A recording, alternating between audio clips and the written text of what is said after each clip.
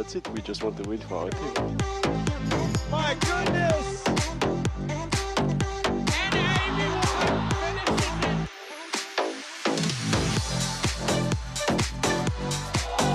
Yeah, we're just as good as the men, or better. It's a huge point for the Bay Area. Good chance that's the #1 highlight of the week.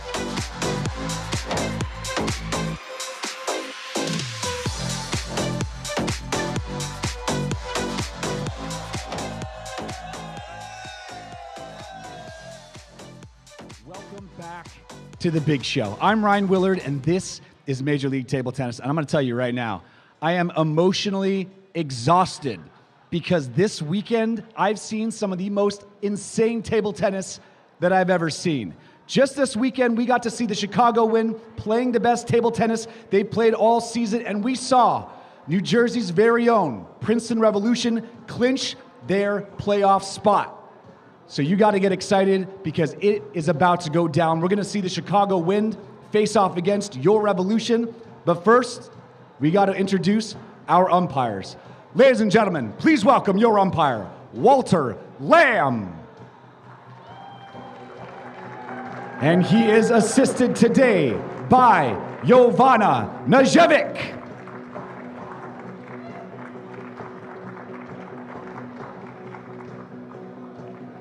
And I'm proud to introduce this very first team. They've been on fire all weekend, and they're going against a team that's just a little bit hotter than them. Today, please welcome the Chicago Wind!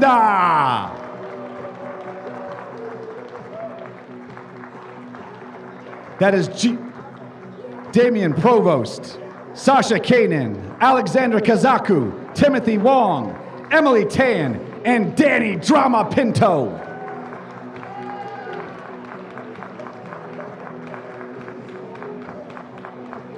Now, if you can't tell, my voice is cracking and it's hoarse because I've been screaming all weekend for this very team. This is your hometown team. Please welcome the Princeton Revolution!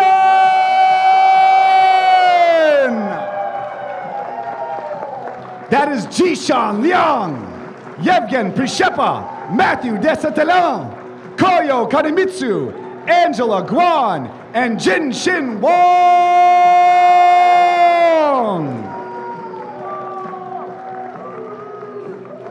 You know what time it is. It's about to go down. So let's get ready to get down with the get down. Teams, let's shake hands.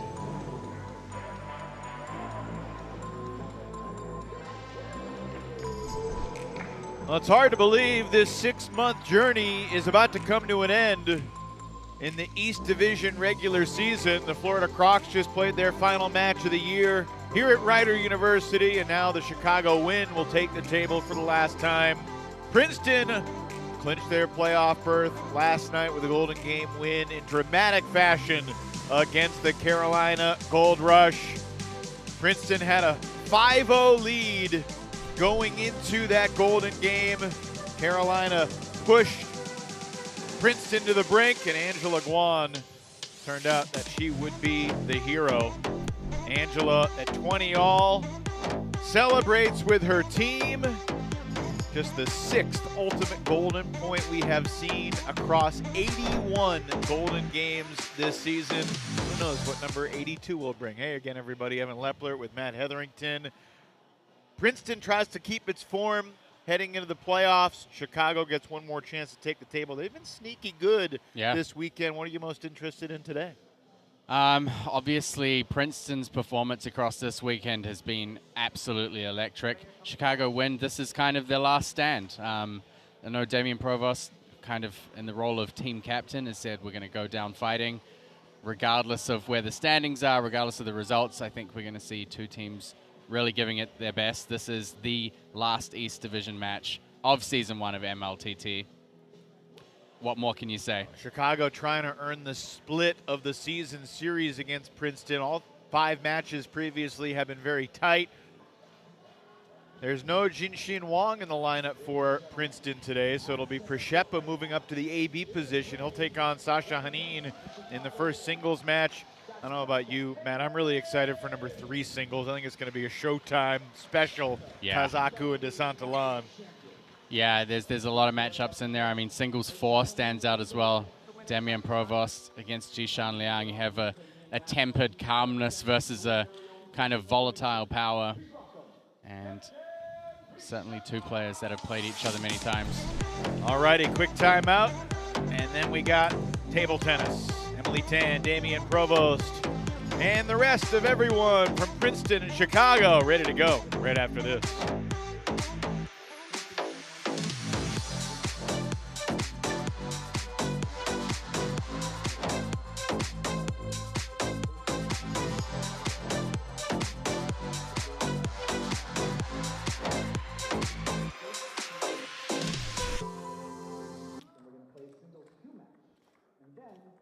Doubles match, and then single 3, single 4, followed by the notorious Golden Gate. Now your very own Princeton Revolution have clinched their playoff spot. Very keep the momentum going in on fire all weekend, but the Chicago women has also been the other most best team this weekend.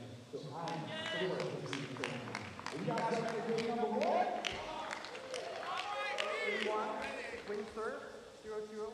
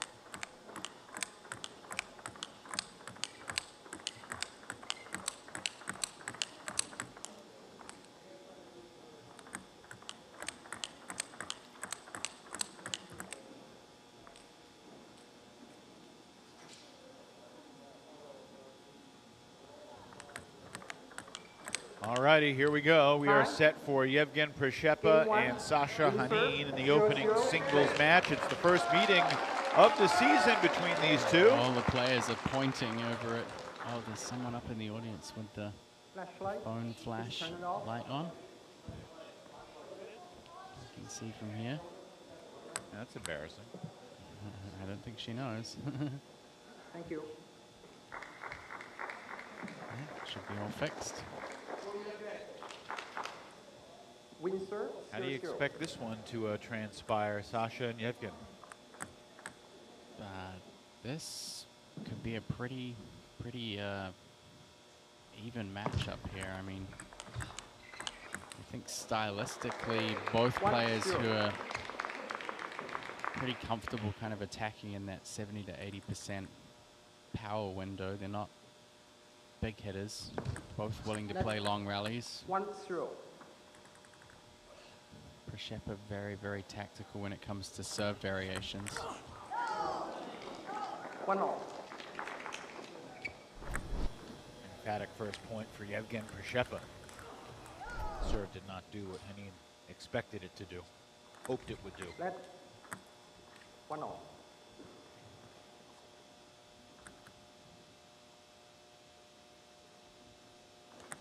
Let Prishepa was inactive yesterday, looked very relaxed on the Princeton bench before the match. Friday night he was really impressive against Ojo Onaolapo in a 3-0 sweep over the Nigerian. Yevgen, that was his first ever meeting with Ojo, and here's his first ever meeting with MLTT against Hanin.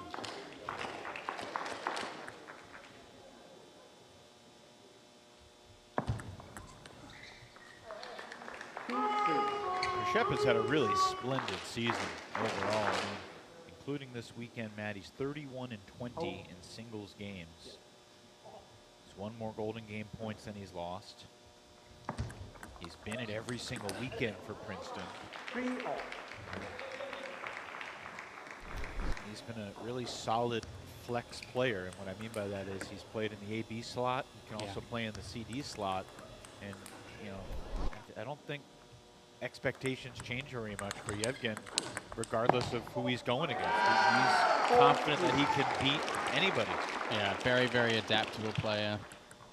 And he's also played pretty good doubles alongside Angela at times. Yeah, very good. Yeah, I think the big factor with Yevgen is he's so solid at that kind of close mid distance from the table. So kind of like one step back. Never really blocking soft. He's always adding something to the ball. There's always some extra topspin or some extra pace. Bit of a run here for Haneen. He's got a 6-4 lead. Haneen looking for some more aggressive attacking opportunities on the third ball. And just lays out that serve return.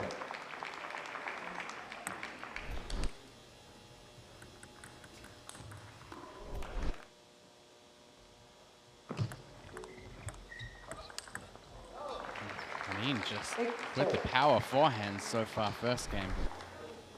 Let me read you the list of the 8 players that were selected in the 6th round of the MLTT draft. Jeremy Hazin, Michelle Levinsky, Edward Lee, Johan Rebete, Sasha Haneen, Adi Gadwani, Paul Chi, and Daniel Tran.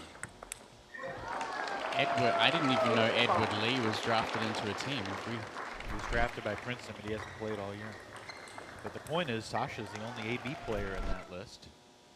And he's been pretty steady for Chicago all season long.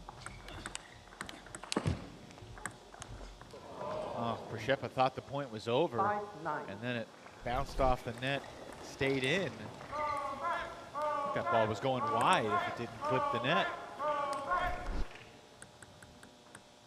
Table tennis gods chuckling above. It really shows you the depth of the Princeton Revolution team. I mean, Edward Lee is reigning Pan American champion right now.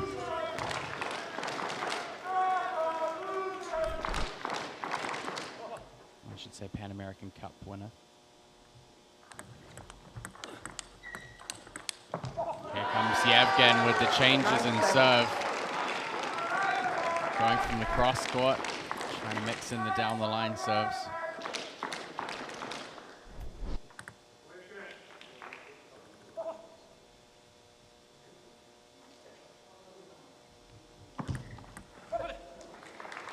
I mean, just getting a freebie there on the serve. Przeppa not making contact. Game points for Sasha. And game 1 to Chicago.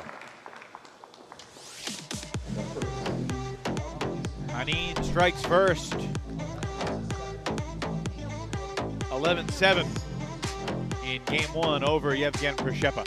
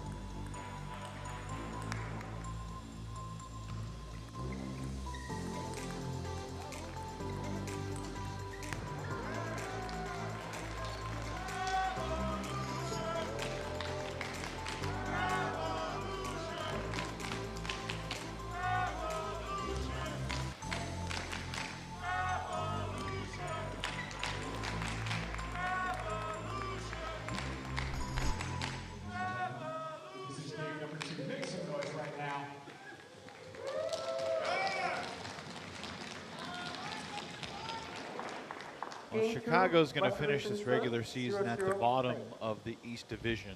Now, that said, they have a chance to close the season strong. They came from behind in the Golden Game to beat Carolina here on Friday night. That was certainly impressive. For the second time in a row. And they had a lead going into the Golden Game against Florida, and the Crocs turned the table. And Florida needed it to stay alive, but it was just a momentary respite from elimination for the Florida squad. Princeton wrapping up the playoff berth last night with their Golden Game win in dramatic fashion over Carolina.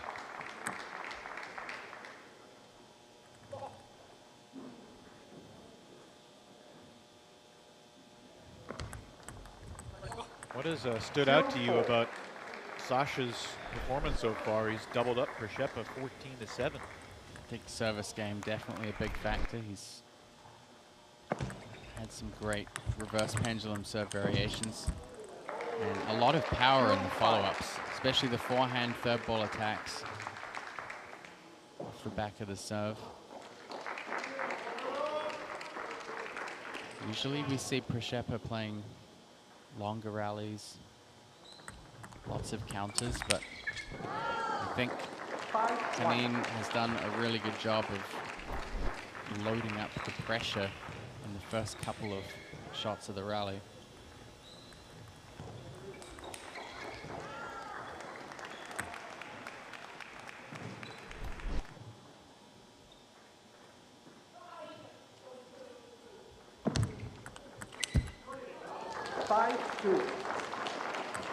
Boss consistency is still important.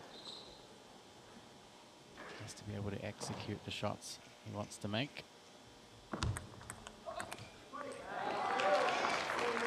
Przeppa taking both points on the receive there.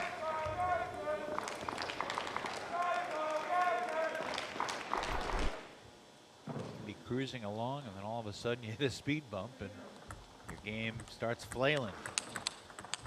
Here comes Przeppa. Another point added to the tally, trails by 1.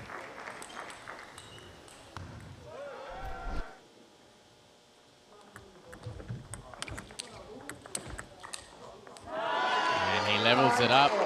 Again, Przeppa coming in with the backhand serve this time. Always changing up the serve variations and looking for solutions with the serve game first.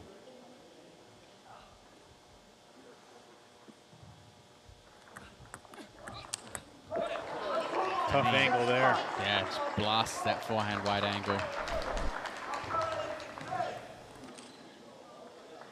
Not a lot of space to get that past Przeppa.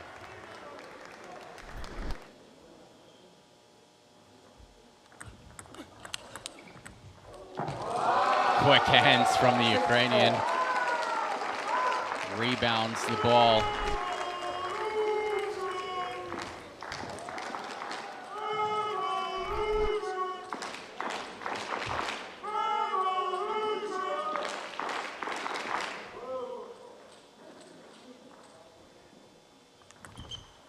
Service error from Przeppa.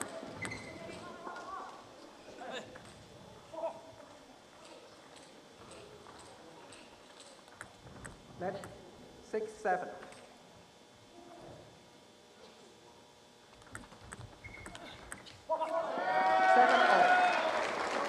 Big point for Yevgen.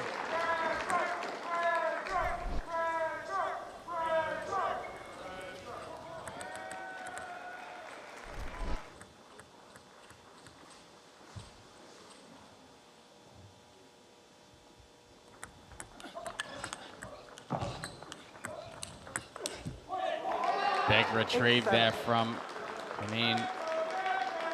Wide on the forehand.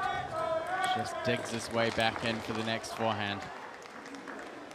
Przeppa looking a little out of his usual rhythm here.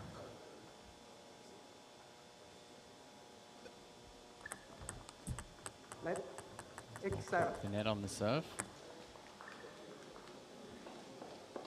Yevgen was a 4th round pick of the Princeton Revolution. Jin Wong, Jishan Liang, and Matthew DeSantalan were the first 3 rounds selections for Matthias Habasson. 7-9.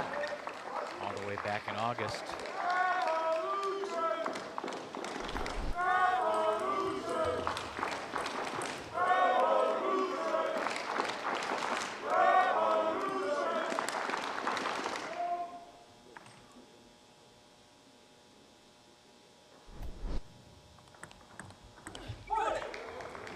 $7-10. 4 game points for Sasha Henin.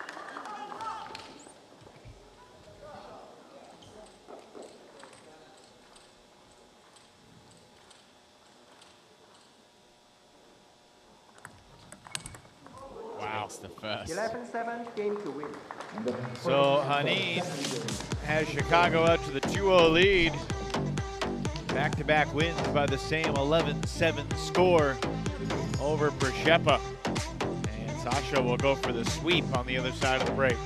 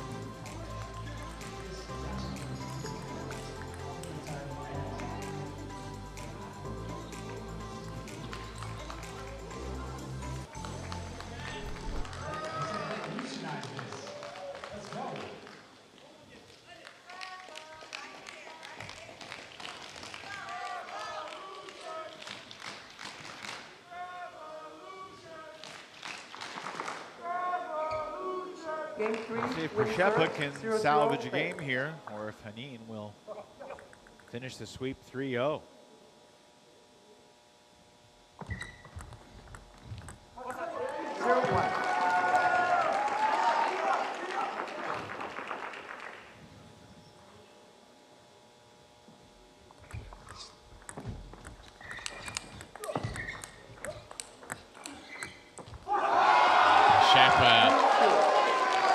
Makes his intentions known. Evan, there would be something a little poetic if Chicago were able to beat both Carolina and Princeton this weekend. They've been capable all season long. Przeppa coming out in game 3 like he does not want to be swept.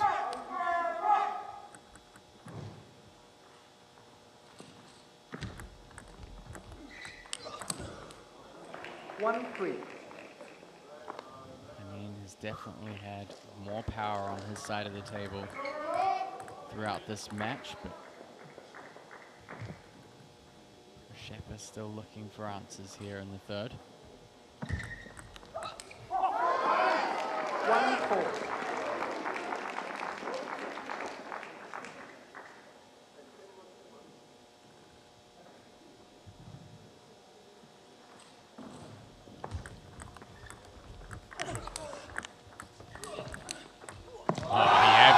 Finds plenty of empty space out there.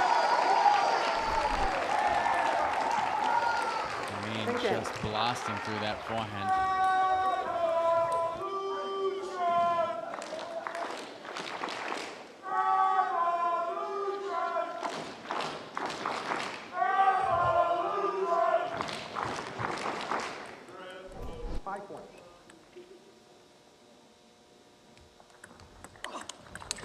Wow, the speed from Sasha Henin. Really good.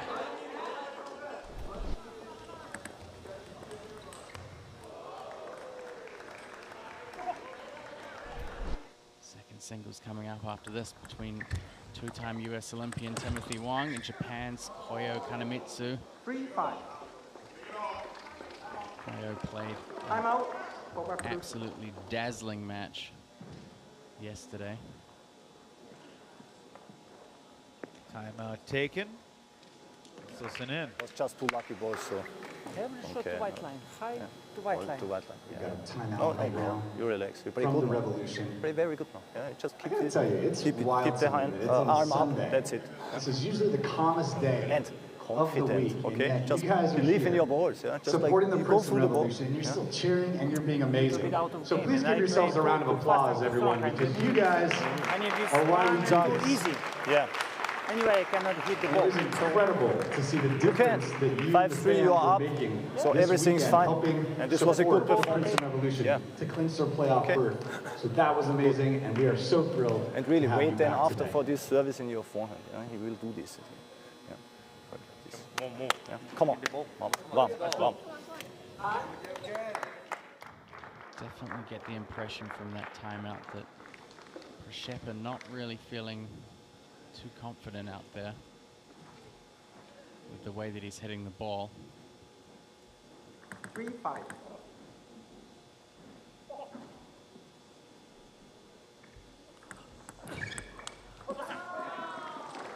Big point for you again there. By the way, perhaps the most interesting competition that's still very much up in the air this afternoon is who's going to finish with more fantasy points this week, me or Sean. Now you are a clear number one. I love that I've just been rolled out right now. No, you're heads and shoulders above the bunch. But it's interesting. Sean and I, neither of us are having splendid weeks, but you know, I really just want to beat him. That's really the primary goal. The reason I signed up was to show that my table tennis knowledge exceeds Sean. So here's the deal. I have, I think, a 5-point lead over Sean at the start of this team match. And we each have 3 players left, but 2 of them are the same. So it's Kazaku versus Jishan, right? No, we each have Kazaku. Oh, you have we each have Descent Delan. He's got Koyo. I've got Jishan. 5-8. Interesting. It could come down to a Golden Game matchup. Very well could. I only have Koyo in this one, so despite currently being 3rd for the week, which I'm fairly happy with, this last match is going to... Still probably finish top 20, top 25. Let's hope so. You've never finished top 20 in a weekend before, so this would be a momentous occasion. How far back have you looked? 9-6. I've looked at everything. Oh. That's sad. I usually start well. You can join the MLTT Fantasy League as well at fantasizer.com. Sean's just trying to avoid finishing outside of the top 50 for the 6th time in 9 weeks. 9-6. He'd feel a little bit out of place if he was in the top 50. He would. Poor Sean, not here to defend himself. It's better that way. For Shepa.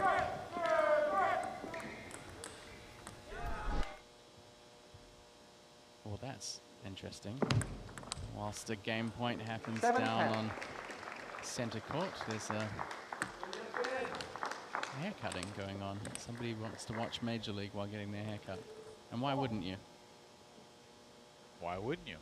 Maybe that should be a thing, you know, having barbers at live sports events.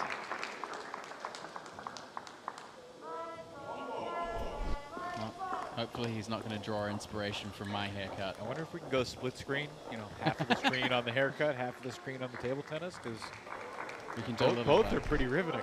Do a little corner window for progress updates. 10-9. Yevgen Proshepa under pressure here. Sasha Kanin clawing his way back in this 3rd game. Proshepa really wants to put a point on the board for... Yeah, he was up 5-1. Now 10-9. This is his final serve. And he'll take it 11-9 to salvage a single point for Princeton. So Hanin wins the battle, 2-1, but Proshepa avoids the sweep. And the Revolution are on the board here on Sunday in Lawrenceville.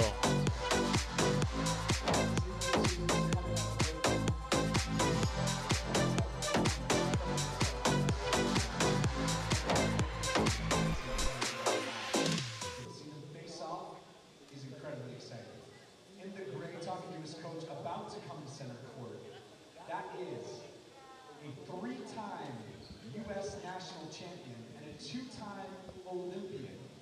Ladies and gentlemen, please make some noise for Timothy Guan!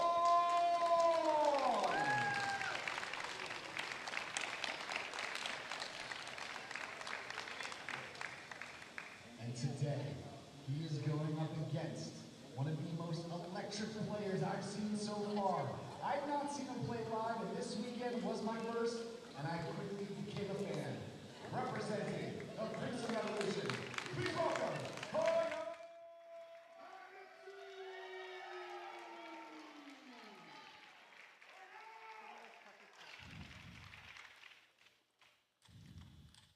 We are joined by Chicago's Sasha Hanin. Sasha, a strong start for you today. What were you most pleased about with your performance? Really happy that I won today my match, and really satisfied with my game on this weekend, because I won 3 matches right now, and I mean, this weekend is not so important for us because we're already number 4 in the league, but still, this is sport and you want to win every match, every game. Yeah. And I know Yevgen, he has so many different serve variations. How do you go about kind of adjusting yourself as he adjusts his serve game? We played already a few times before. Last time it was like 4 or 5 years ago, but still we played quite often before. So I think I already knew his serve, and he also knew my serve. So I didn't have big problem on the receive. Yeah. Sasha, what are your biggest feelings and takeaways from this MLTT season overall? You know, I always came to America and I always get some really good mood. After that, like 1-2 weeks, I'm in Europe and I'm really in very, very nice mood. Yeah. So it means that I enjoy here. Yeah. Awesome. It's been fun watching you play. Congrats on a strong weekend here. We'll see you in the Golden Game, Sasha. Thank you. All right, here we go. Tim Wong for Chicago going against Koyo Kanemitsu for Princeton. Koyo has been at a premier level so far this weekend. 2 out of 3 games against Benjamin Grossier. Won the first 2 games there, and then he did complete the sweep in his match yesterday against Kai Zhang. 11-1, 11-8, and then the third game was 11-10. He won the golden point. So what's the key for Wong to match Koyo's level right now?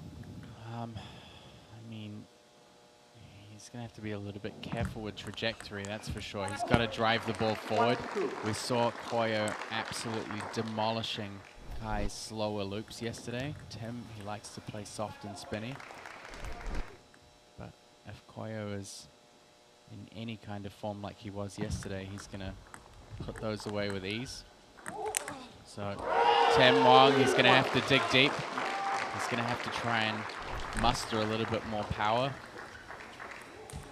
Once he makes that opening topspin, he's got to get good depth on the table, good quality, and keep it pretty tight to the net. 3-2.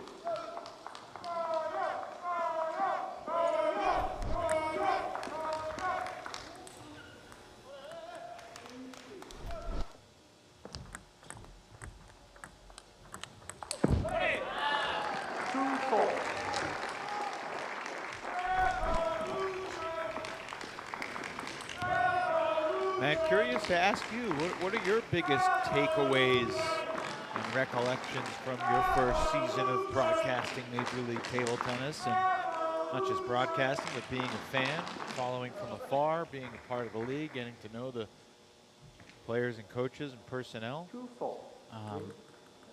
Just so many takeaways for me. I mean, this kind of phase of my table tennis career that I'm at, since before the pandemic, there are a lot of players that I haven't seen for a long time.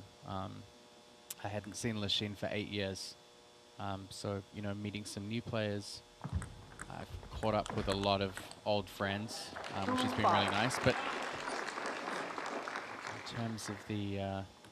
in terms of the league as a whole, I think just the team element. The team element's so important for this sport. We've seen so much individualism in table tennis, and to see certain teams have really grasped that concept and they've been rewarded for it, and that's what I like the most, is that the teams that have come together and really performed as a team, they've won. So yeah, that's definitely my favorite part of what we've seen through season 1.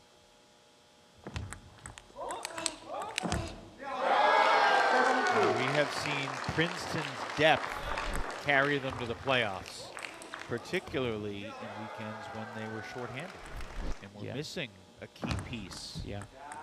You know, the other underrated thing, you know, Princeton might not be in the playoffs if not for their pair of free agents that they signed. You know, Sonora Silva in week 1, Nishan Labaka in January. 3-8. And Nishan also played in December in Rock Hill. Yep. You know, those are, you know, those guys get rings too if Princeton's able to pull this thing off, even though they're not on the active Princeton roster. You know, if we end up Princeton versus Bay Area like in the final, Sonora Silva's guaranteed a ring. Be one of those, you don't see that situation very often. Occasionally it'll happen.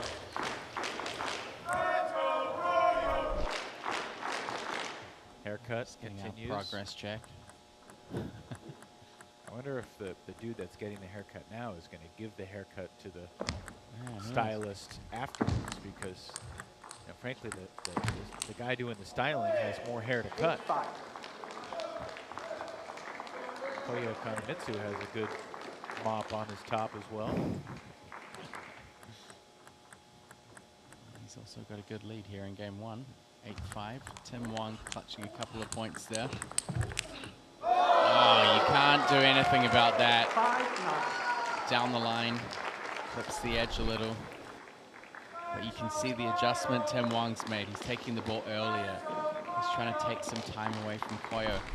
Can he match him for speed? That's the question.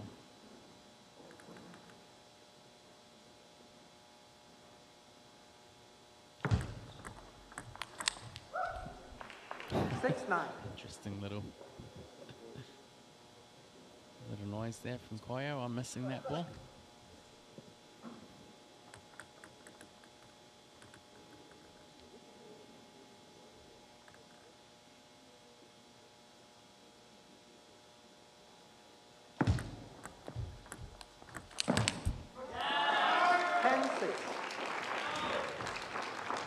Five game points here in game 1. Princeton Revolution's Koyo Kanemitsu. He's had a great weekend so far. 10-6. Probably his best one yet in Major League Table Tennis.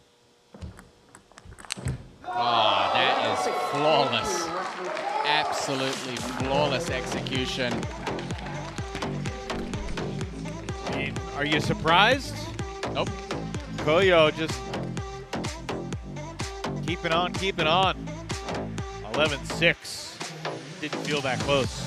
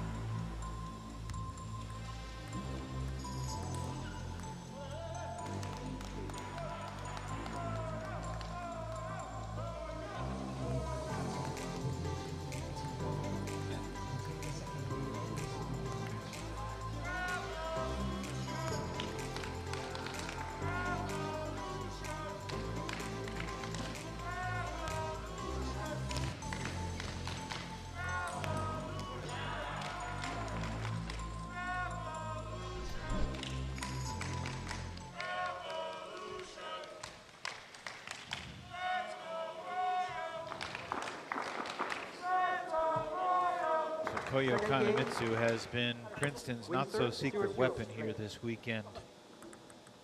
Takes game 1 by 5. Now Tim Wong to serve to start game 2.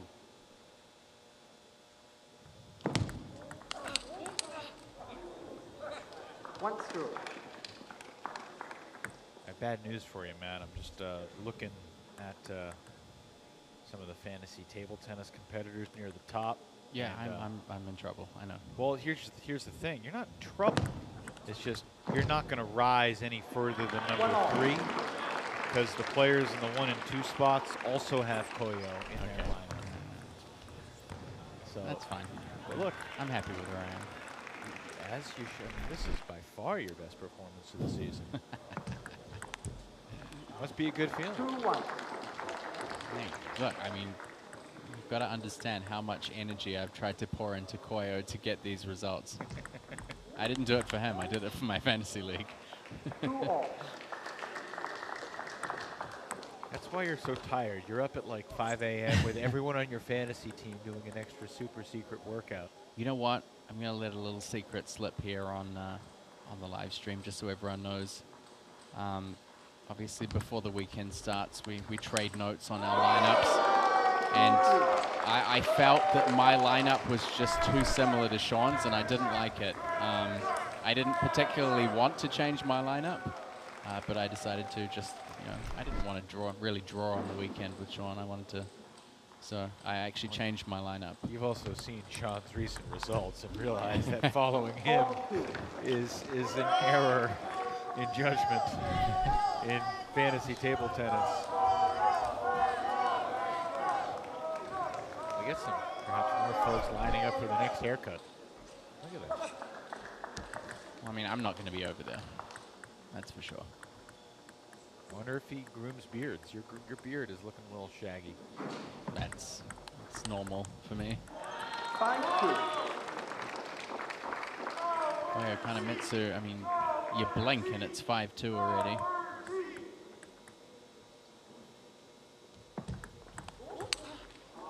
I mean, at this point, you have to note that Tim Wong's not playing badly. Right. He's making his shots. I'm glad you mentioned that. Yeah, he's executing reasonably well, but Koyo just has so much snap in his contact.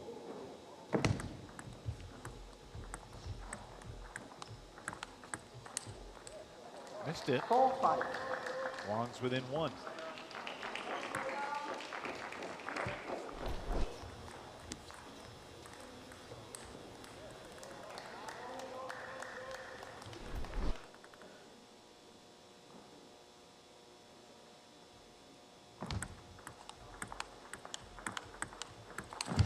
It's worth mentioning that after this singles match concludes, hope you're ready for the Kazaku Desantalan show, because they're going to go head-to-head in doubles and then in singles.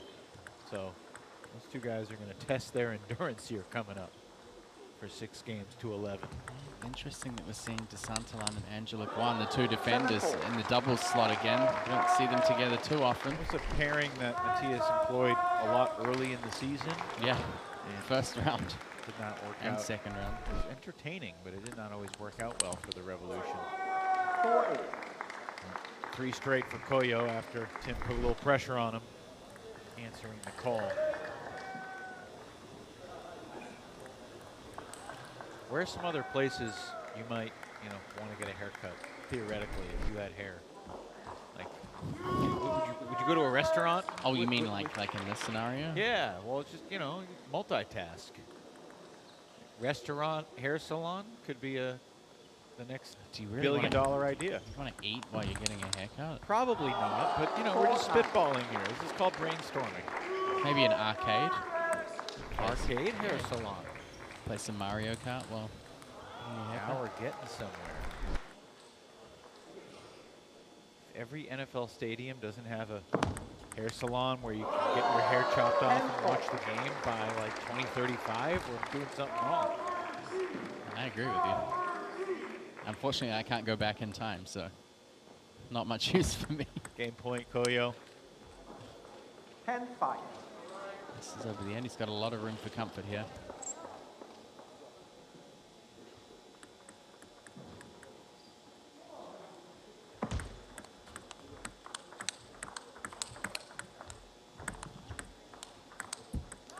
He goes soft in the middle of that rally, and Koyo claws his way back in. 11-5 for Kanemitsu to lead 2-0.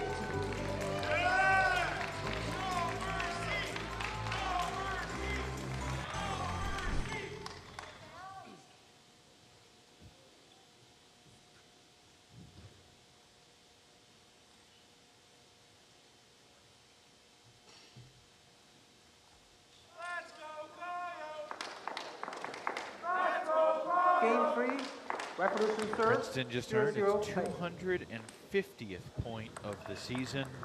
They're not going to catch Carolina, but they are comfortably clear of the Crocs. Koyo Kanemitsu showing no signs of slowing down.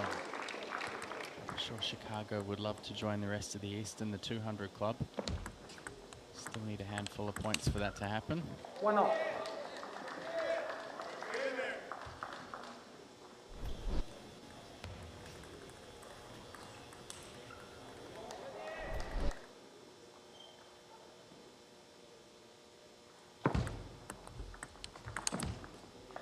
Tim Wang targeting the middle, slightly slower ball, but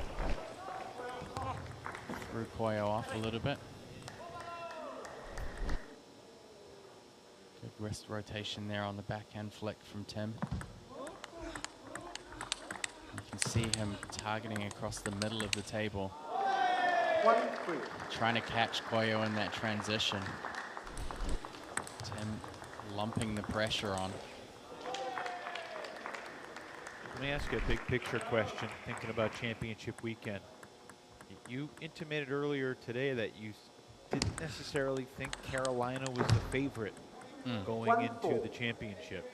Who deserves to be considered the favorite? Is it Princeton right now? Is it one of the West Division teams, or do you look at it as pretty wide open? I don't think there's a favorite. I mean, if we've seen anything this weekend, it's that Carolina can be beaten. They're not invincible. You know, yes, they're clear first on the East Division leaderboard. Dominant against the West in the cross, but Bay Area didn't have their full lineup. Portland didn't have Cole. Or Rachel Sung. Or Rachel Sung. Texas didn't have Amy Wong. So a lot of West Division lineups. I don't think we've seen the East take on the West on a level playing field yet. So it's hard to call favorites there. And Princeton have shown that they can win against Carolina twice in a row now. So yeah, I genuinely don't think there's a favorite at all, which is great. I prefer it that way. Players switch sides with Tim Wang in front 5-2. Both coaches mixing up their doubles pairings today. Kazaku playing with Emily Tan, and Matthew de Santalan will play with Guan for the Revolution.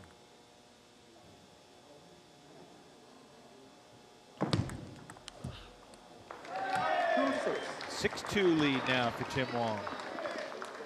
And Matt Hetherington has a disappointed look on his face. I think just Koyo. I've seen this look from you before. When Koyo's playing, yeah. Yeah, he starts off well. I mean, Tim has stepped his game up considerably.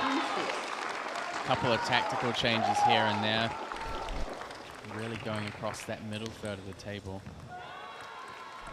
Also being more aggressive.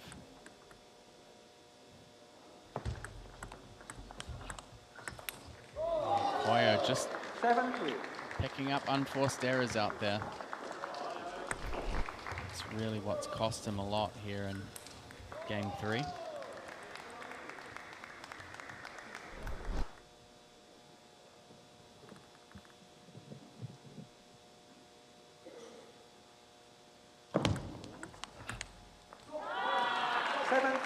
Koyo loading up the topspin, 10 blocks long.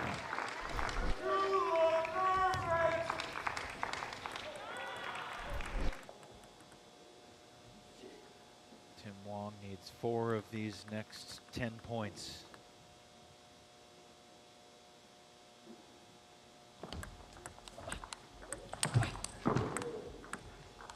Comes in with the backhand. Had a chance. Koyo blocking really soft there.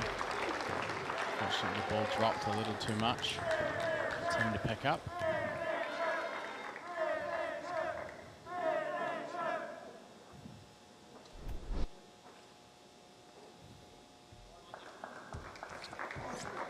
This would not be an undefeated weekend for Koyo. He lost 1 game to Brassier, but it would be an 8-1 weekend in singles if he's able to complete the sweep here.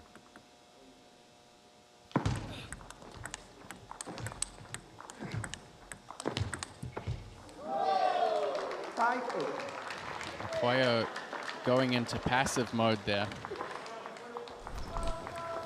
We've seen the success of his singles matches being making sharp counters. He's out there blocking.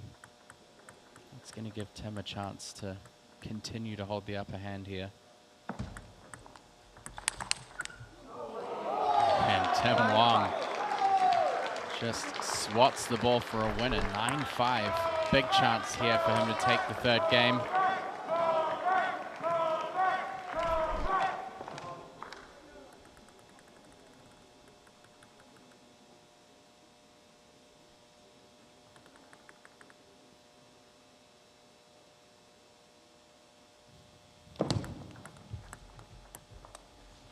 And he does. 10-5. Sets up 6 game points here. As I said, just continuing to hold the advantage.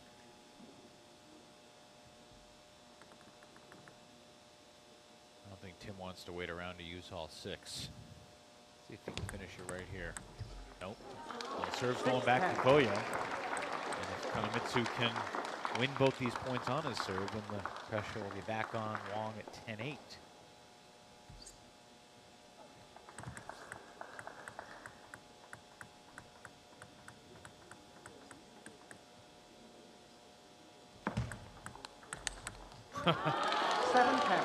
With authority.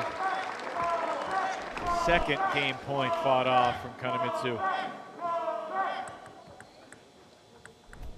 Princeton fans calling comeback. It's not going to be easy. He'll need 4 points in a row. And again, got 3 of them. Again, Tim Wong playing a great point. Koyo just readjusting his position in the middle of the table.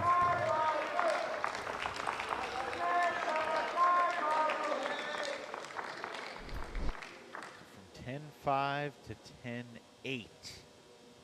Wong with 2 serves. I'm sure he wouldn't mind a little bit of luck on his side right now as well. Surprised we didn't get a Chicago timeout? Not overly. That 10-8.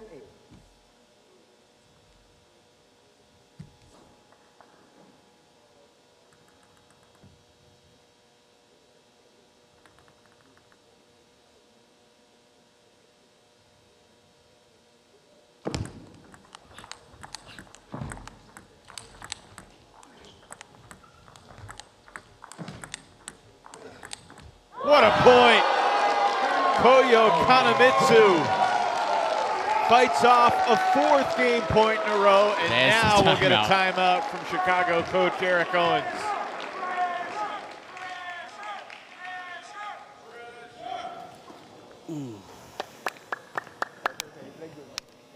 Yeah, you're playing great. You're playing great. Be confident. What do you think? Koyo Kanemitsu battling back, Power is fighting off the very good game with points. this. The first Instead of doing this, is to put not like by 2 here. shorter, Tim Wong slower, fighting to get his more first down. win in this Last one match I tried to against put more Koyo speed here, Kanemitsu. and if you feel, Wants I to think close this out there is more and chance keep that the he momentum loses. going Might for lose the his balance Princeton this way, Revolution team. because with your the maximum hometown power, fans. he feels pretty comfortable. So, okay, And if you're you just don't joining feel, us here at Major League Table you don't Tennis. have to, but The I think Princeton Revolution you have more chance to bench catch. will play out. What are you thinking on the serve? Serve more to the middle side. Push with the forehead. But I think you have to be unpredictable. When you have a good ball, try to take some risk, middle or forward, power. With backhand, some speed. Not power. Let's go. Let's go, Timmy. Right? Go for it. Be confident.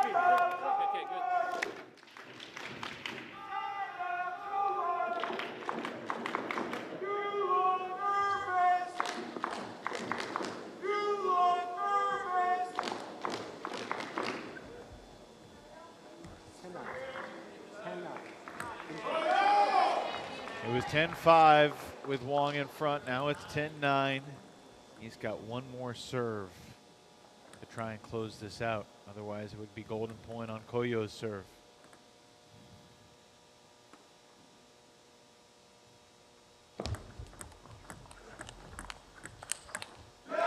And the plan really went in his favor. You could see Kazaku giving some serve advice. Tim saying he was going to try and go a little nose spin to the forehand. Got the pop-up, but Koyo recovered. Golden point. Serve in the hands of Koyo Kanemitsu for the Princeton Revolution. Revolution fans ready to erupt. And Koyo can complete this crazy comeback.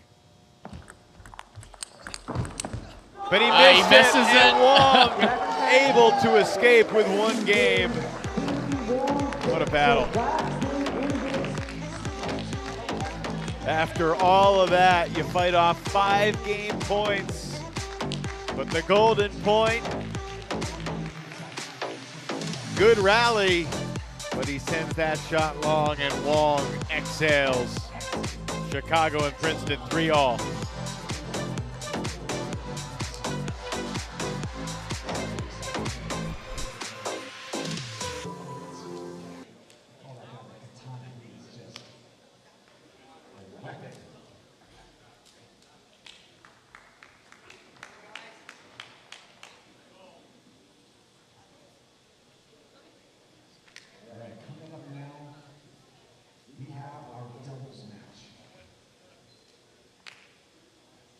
Double events is quite possibly my favorite part of the Major League Table Tennis match. I just love changing things up and seeing these two players who have to play so well in sync in order to succeed.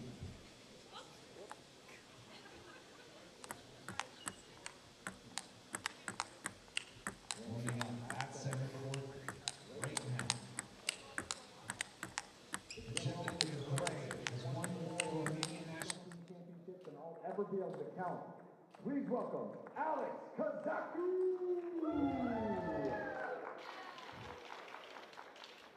Koyo Kanemitsu joins us. Koyo, what's going through your mind there when you're down 10-5 in game 3? Yeah, I just try to bring back every point one by one. Yeah, till 10-10. Then in the end, the teams play very well. He evaded my top spin and he contract. Your coach, Matt Hetherington, now has a question for you. Yeah. What do you think was most important from Tim? I mean, he changed a lot throughout the match. Yeah. In the beginning, he played a little bit softer and maybe a little bit back from the table. How did you adjust, you know, after he started changing some things? Yeah, I should also keep not so fast and put ball on table first and make little spin. Yeah, if I play so much mistake, then also pleasure for myself. So yeah, All right, the brain problem. Brain problem. Yeah. Congrats on taking 2 out of 3, Koyo, and we'll enjoy the doubles. See you in the golden game. First point to Angela Guan and Mathieu de Saint-Elan, and we're quickly even one apiece. Kazaku and Tan playing doubles today for Chicago.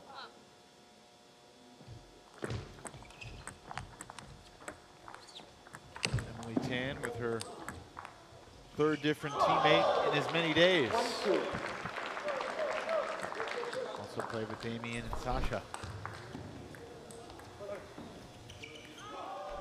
We're seeing the coaches mix up the doubles matchups today, all except Carolina, who stayed with Enzo and home. No, we haven't seen, as far as I remember, Kazaku and Emily play against the Saint-Elan and Guan, so this could be interesting. Kazaku has a lot of power to be playing against two defensive players. Emily can keep things pretty steady. Kazaku and Tan played against Jishan and Angela, took 2 out of 3. Kazaku and Tan played against Pershepa and Angela. But you're right, this is the first time it's Kazaku and Tan versus the Saint-Elan and Guan.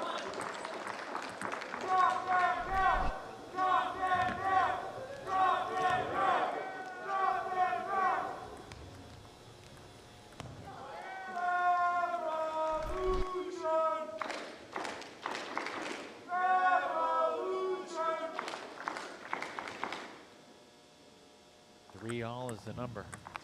Nobody home.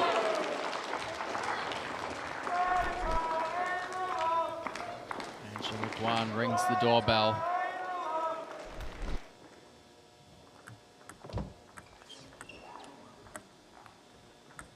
Whoa. It's going to be difficult for Emily to open against the chop of de Saint-Elan. If he's chopping heavy, it's a lot of backspin on the ball. So better, much better if Alex does that. Even if de Saint-Elan defends, when somebody plays with a lot of power, you have less contact time to try and generate spin, so likelihood it'll be less of a heavy ball against Emily, but the backspin from de Saint-Elan really tough to handle.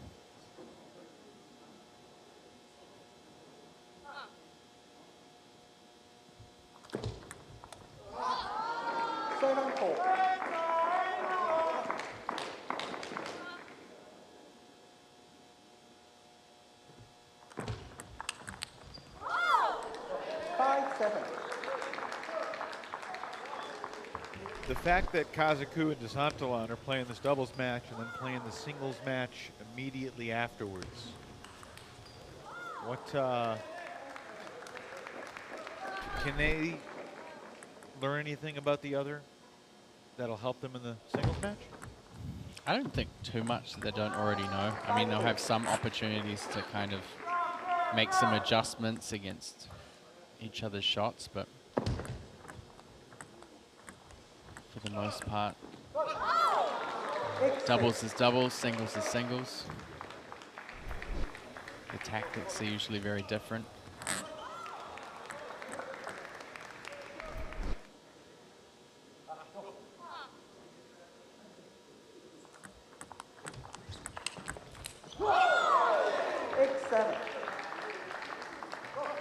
Pretty good game brewing here. Princeton by 1, de Saint-Elan with one more serve. And that's not the serve.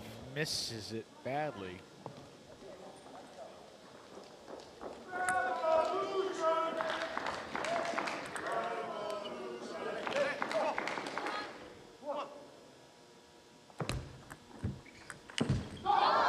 Kazaku going for broke down the line.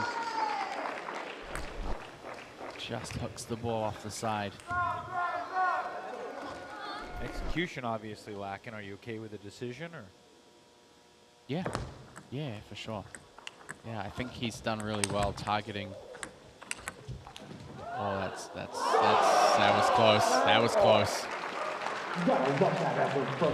Adding power and targeting the forehand of de Saint-Elan is a strategy that's worked for Kazaku. He's got to take some risk to pull it off, but It's part of the game.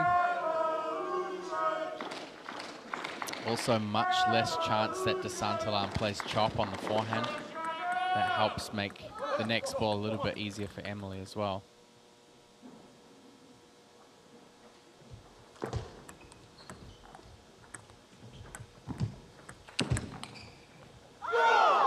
This time goes out wide to the backhand, changing things up.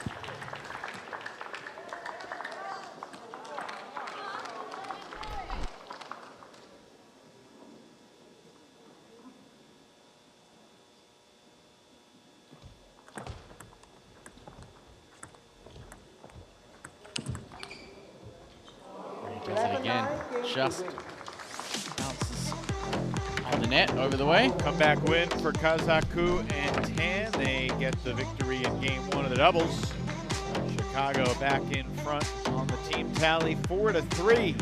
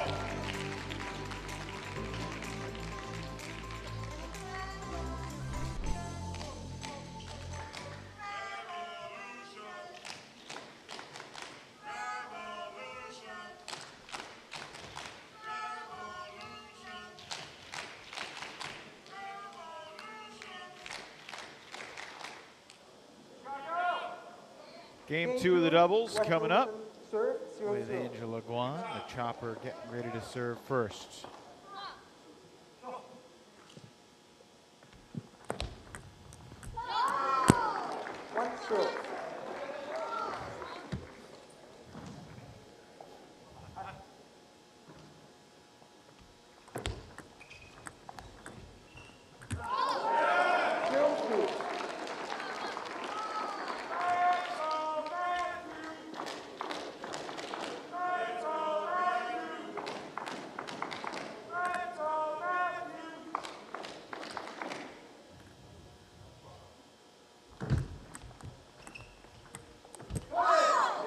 Angela goes in for the attack. Kazaku popping up that push a little.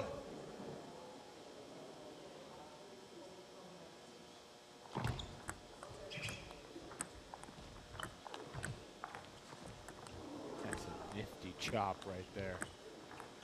Another one. And Kazaku prevails in that point. You can see how much topspin Emily Tan's putting on that ball. Really kicking the ball up off her racket.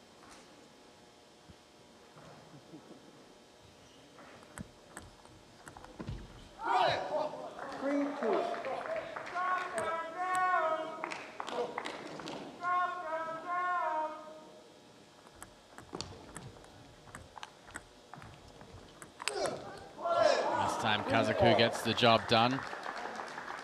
Again, forehand down the line.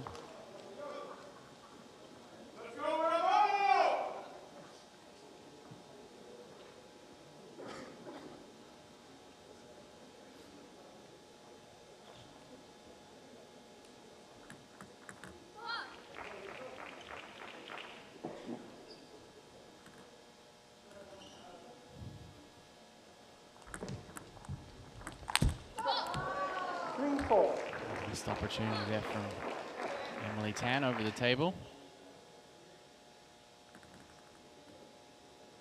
Correct me if I'm wrong, Matt, but I think you said earlier this year that you feel the best doubles duo for Princeton is Prishepa playing alongside Guan.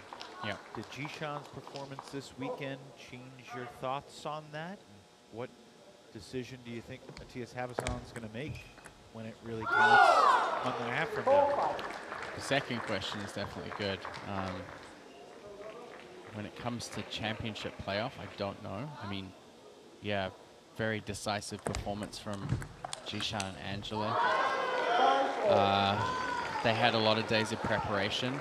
Are they going to have that before Chicago? Probably not. I think Jishan just hit his shots exceptionally well across this whole weekend. So I still think that in terms of synergy and footwork and tactics and how the styles match up, I feel Prashepa and Angela are a good combo, but given that everything's on the line for championship weekend, you'd almost kind of have to say, okay, the best performance so far has been from Jishan and Angela, and we won our best performance for championship weekend. We might not get it, but you know, you expect that your team is going to play the best they can. So yeah, I think for championship weekend, Jishan and Angela, at least for the, well, I mean, I was going to say at least for the first match, but if they make it through, they'd certainly be playing in the final.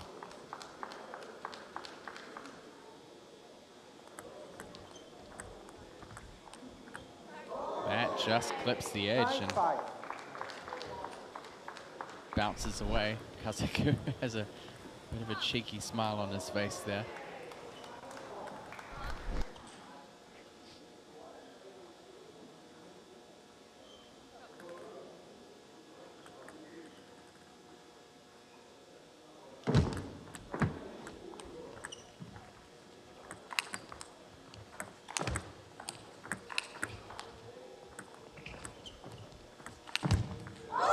What a point. Desantalan began the point by pulling the ball off the floor to keep it alive.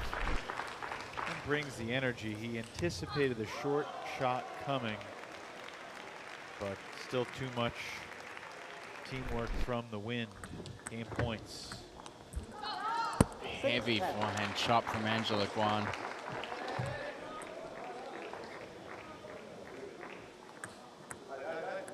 Kazaku and Tan, 5 game points still.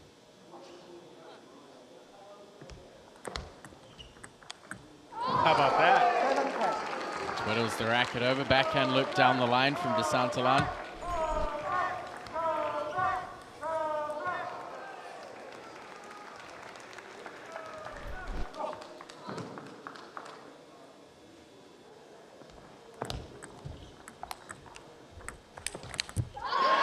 Angela Guan, forehand down the line.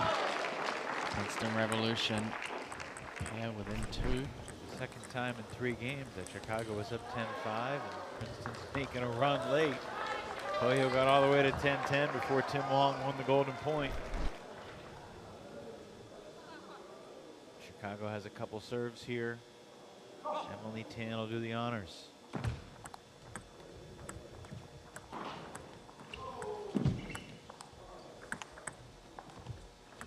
Wow, big swing from Kazaku, and he just looks at the table where the ball bounced. Look at the curve on that ball. A lot of conservative shots throughout that point. Timeout taken here by Chicago. 4 in a row for Princeton. Okay. The receive you did. Alex, I think on the forehand, I think you don't have to go so hard. Try 5–10% less. It's still hard enough. It's like how he feels. But you make it on the table. I think it's good, like not so much spin. Then maybe not so much spin, maybe a little longer. Not half long. Yeah, like in the middle, and then she can't put so much. No, but Mathieu can put too much, and then he can do something with. you do it, right? So And then half long. when you have the touch, when the ball is moving, long contact. And then if you get the opportunity, go, but 10% less. But yeah, And Alex yeah. the good ball. You play solid. He will give him a ball that is good. He will make the job. He has the fire in there. Let's go, Emma. Come on. Let's go.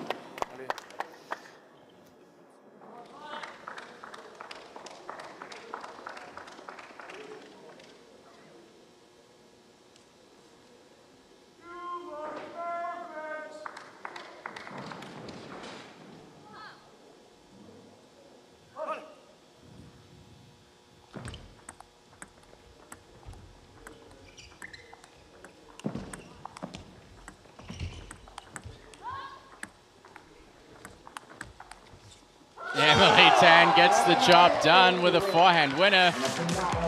11-9 again for the Chicago Wind. See if Chicago can complete the sweep. Back-to-back matches. The third game has been won by the players that haven't won the previous two.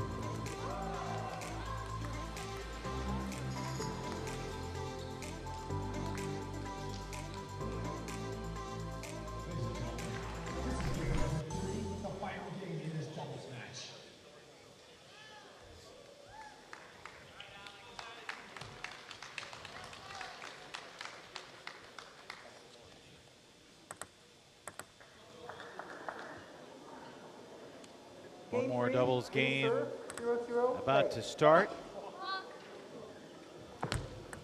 And over 91% of all MLTT team matches this year, there has been at least one sweep.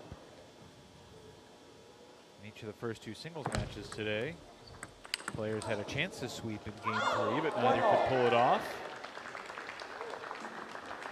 See if Kazaku and Tan can be any different, or if Guan and DeSantalan will salvage one heading into the DeSantalan-Kazaku singles showdown that's on deck. 2-1.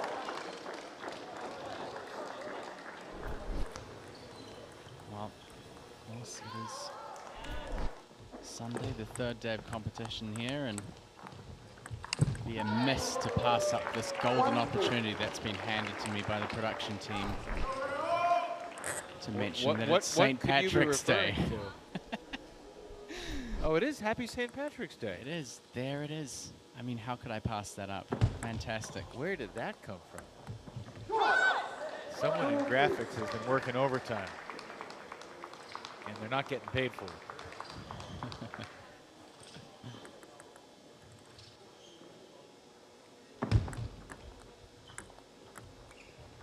The funny thing is, this is not the first time that something like that has happened. Now I gotta dig through my camera roll on my phone to see if I can find something else to show you, Matt, that probably won't be shown to anybody else. Exclusive. Look at that backhand from Kazaku. Almost put his shoulder out on that. He's going big on the attack here. Start of game 3. Chicago Wind in the lead here on account of this doubles combination. 5-3, the team score.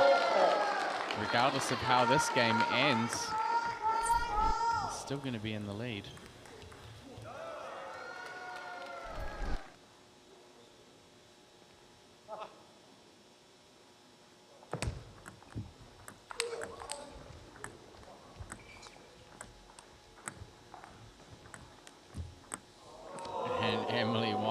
Just drops the ball over the net there. Always sometimes a look of mischief on the face of Emily. Puts both of her hands up in apology. Change receiver. Angela trying to track it. She's smiling before she's even got to the ball. 5-0. Players have switched ends, trying to figure out who's serving. As you said earlier, DeSantalan and Kazaku coming up next in the singles.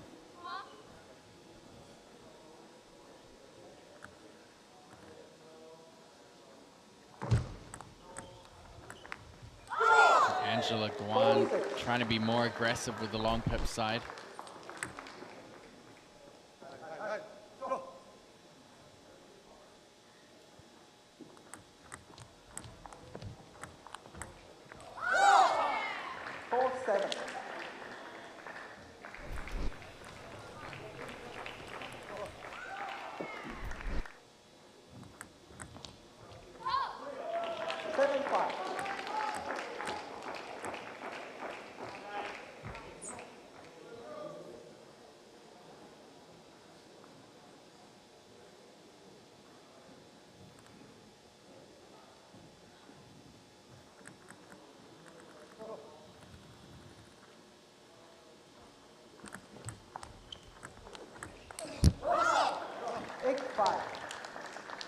Kazaku and Tan closing in on a 3-0 sweep.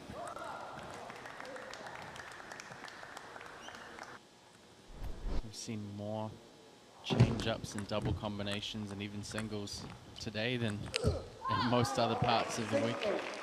We have not seen a sweep in doubles in a Chicago Princeton match previously. All 5 previous results have been 2-1.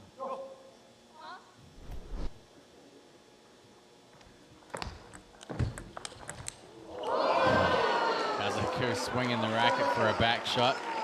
I love all of these different interactions that I had with the Princeton owners in the corner. From Enzo, from Kazaku. Serious and professional as these players are, they know when to try and have a good time. 8-all. Big point here. Difference between 6-3 and 5-4, obviously.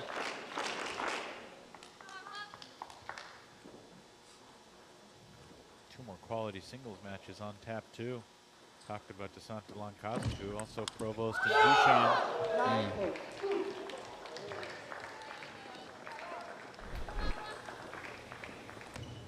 Two lefties in that last match.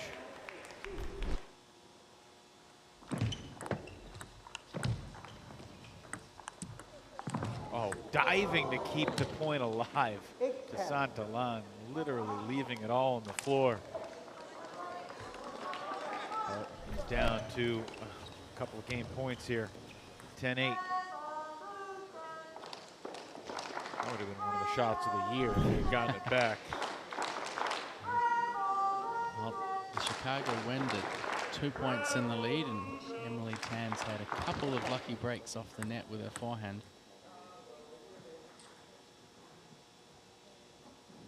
Now I'm sure they would take calling this a another lucky win for Chicago? Is that what you're saying? after winning the first 2 games. Well, maybe after that, yeah. It's a 3-0 sweep for the Wind as Kazaku and Tan give us our first 3-0 sweep of the match. See if DeSantolan can get a little revenge playing singles against Kazaku here momentarily.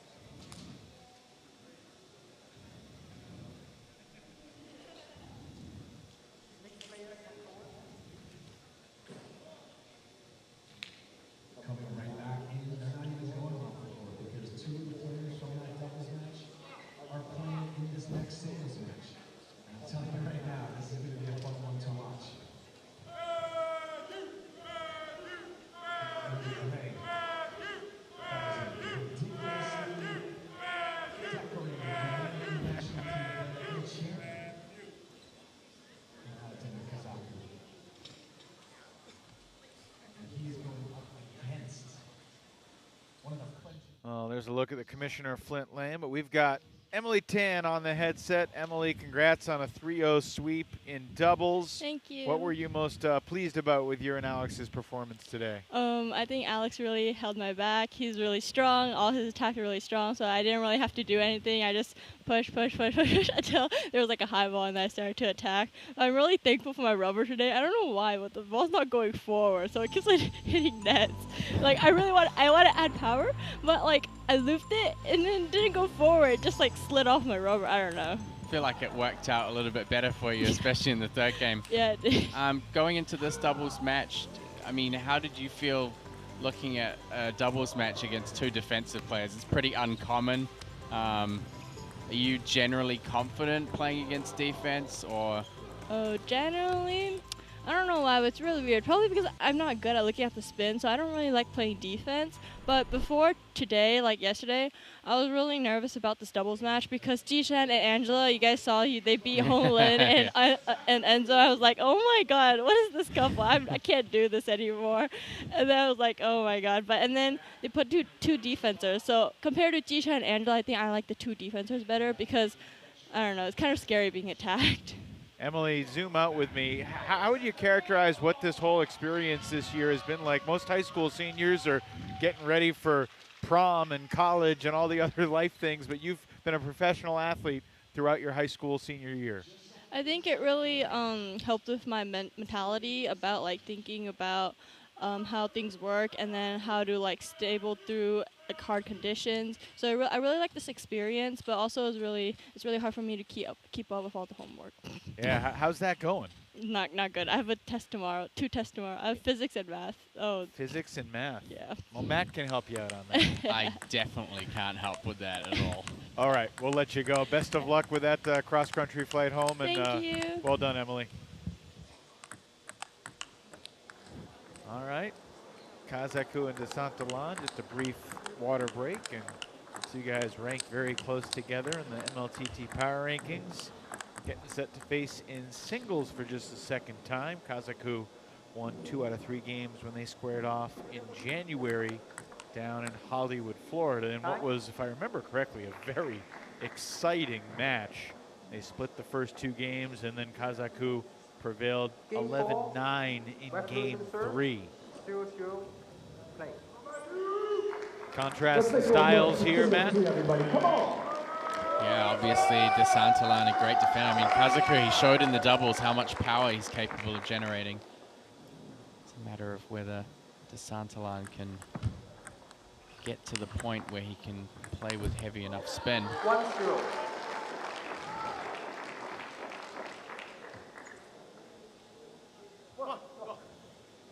We saw an incredible match between DeSantolan and DuPont yesterday evening. Very entertaining match. The amount of work that Bastien DuPont had to do to win 1 point was, you almost felt bad for him. Kazaku, he's more powerful. Will probably try and end these points sooner. Missing the serve, not going to help.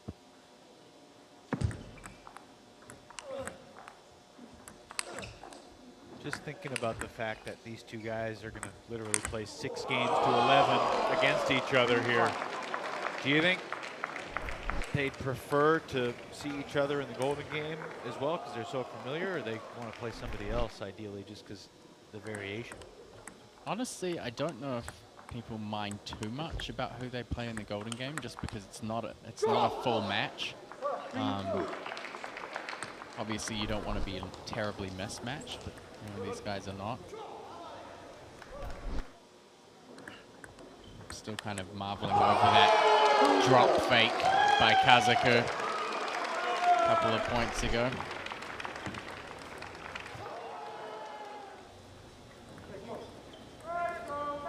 DeSantolan on the attack. Such a powerful backhand for a defensive player.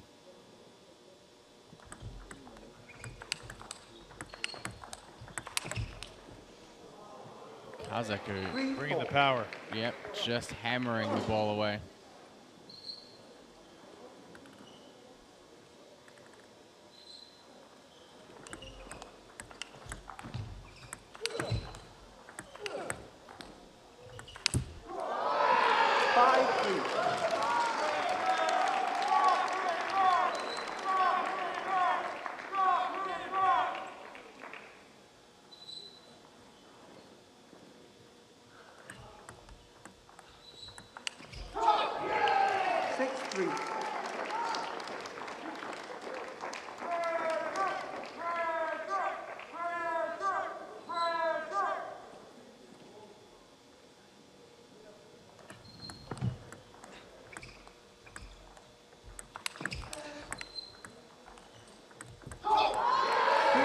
DeSantolan chopping with the red inverted side of the racket.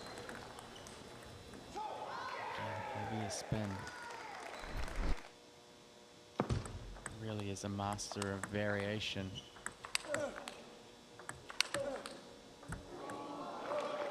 I mean, you know someone's a good modern defensive player when they can just almost shut down a player as powerful as Kazaku. 7-5. Go to the towels with the Santalan in front, 7-5. You mentioned Chicago wanted to join the 200-point club. You're now 3 points away. 6 points available in the singles, and then 6 points left in the Golden game. Chicago currently in a pretty good position. 8-5. You never know. Santalan can make a little run here. Jishan's been hot. And he could turn around. This could be 9-6 Princeton really fast, or 8-7. You never know. We'll see. Santalan twiddles, tries to block the ball down the line.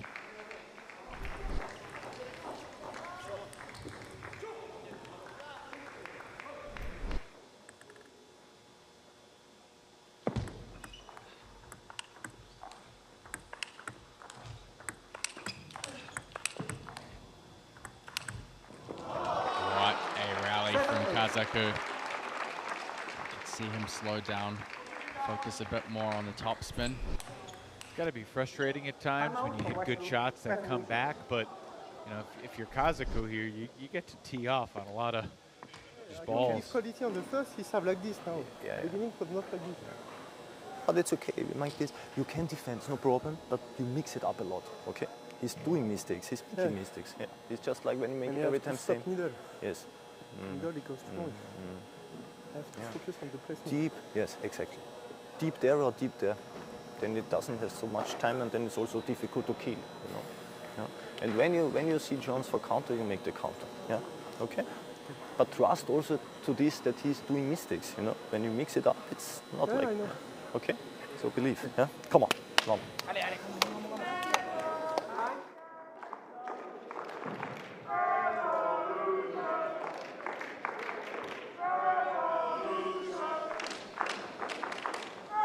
'Tense moments here in game number 1 of this third singles match. For Alex Kazaku, it's his final singles match of the season. Princeton and DeSantalan moving on to championship weekend, courtesy of their strong performance the first couple days.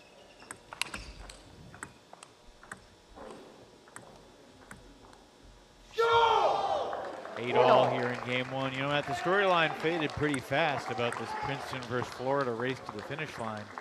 And there was just 3 points separating them when we got here on Friday.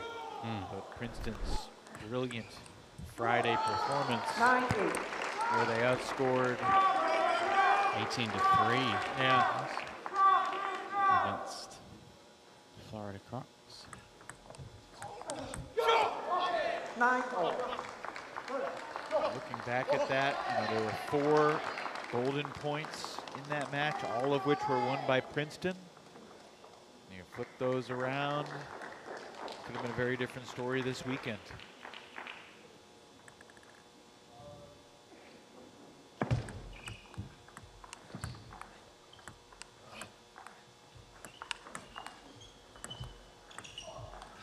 A 10-9 lead for Kazaku.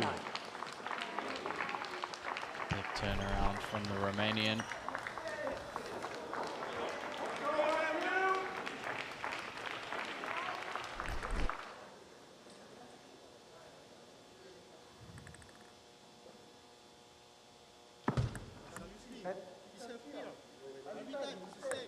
I will call it.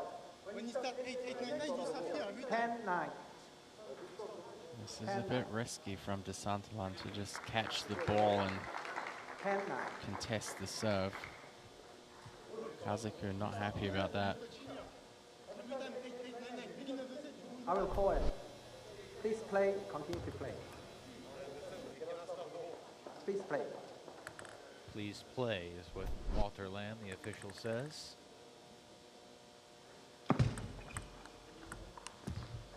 Ten 10-10. all. Kazaku is probably going to be pretty frustrated about that. Is DeSantalon right about Kazaku's serve?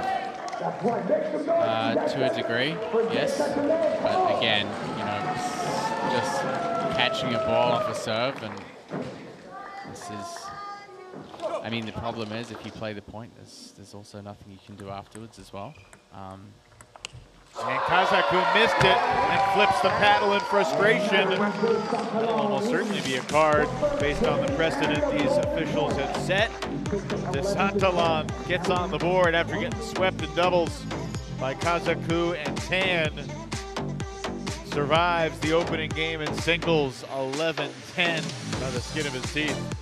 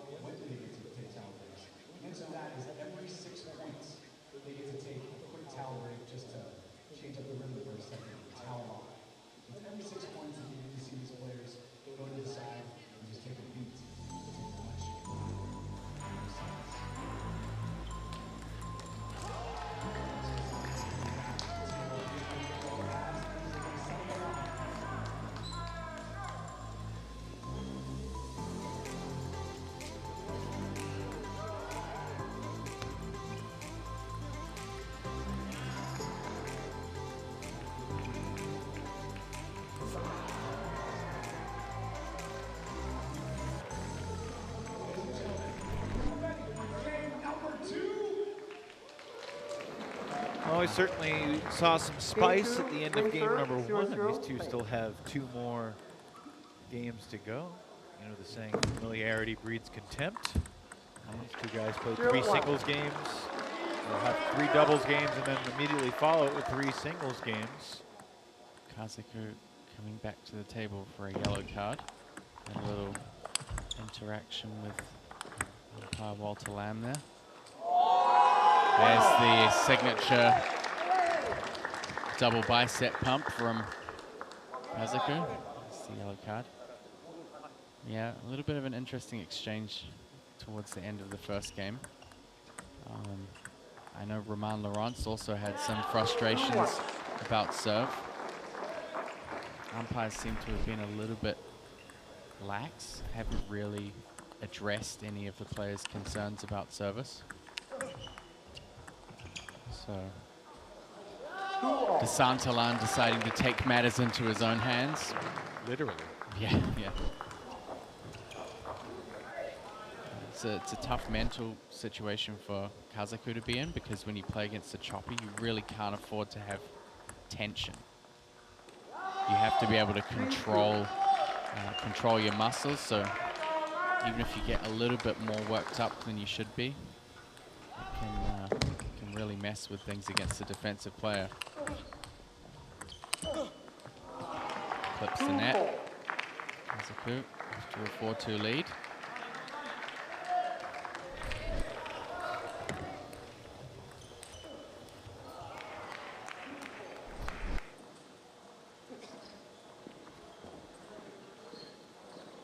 All 3 games in the doubles were close, 9, 9, and 8.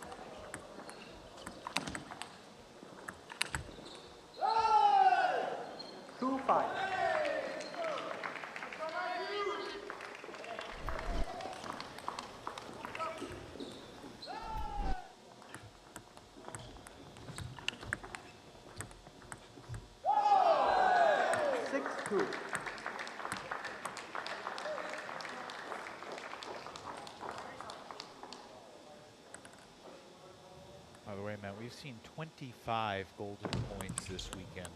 6-3. And counting.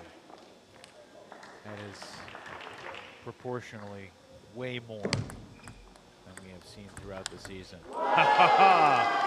Backhand bomb from DeSantalon. I mean, it's an important weekend for every team, so every player is giving it everything. I mean, we've seen players coming back from 10-5. We saw Jishan coming back from 8-1. Nobody's considered themselves down and out at any point during any of their matches.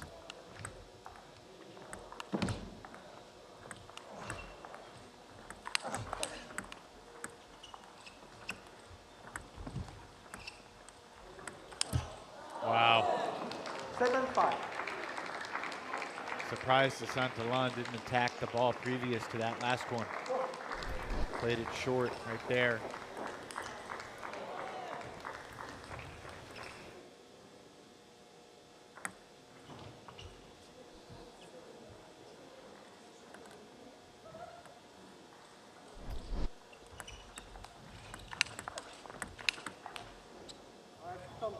Kazaku just continues to take big swings and force Santalan to play that defense.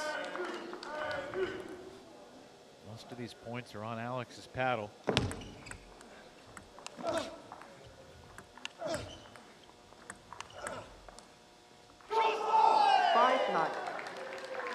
Kazaku certainly seems to have regrouped quickly.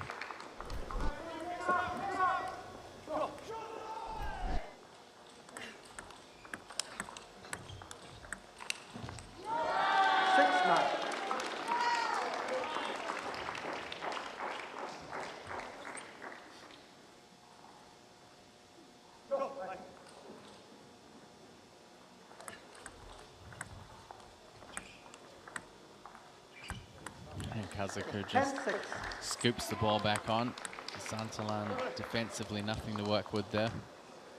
Game points, Kazaku. Only needs one. 11-6, game to win.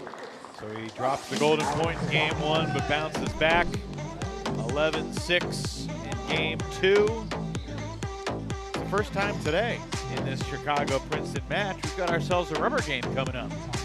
Kazaku and Santalan, one game apiece.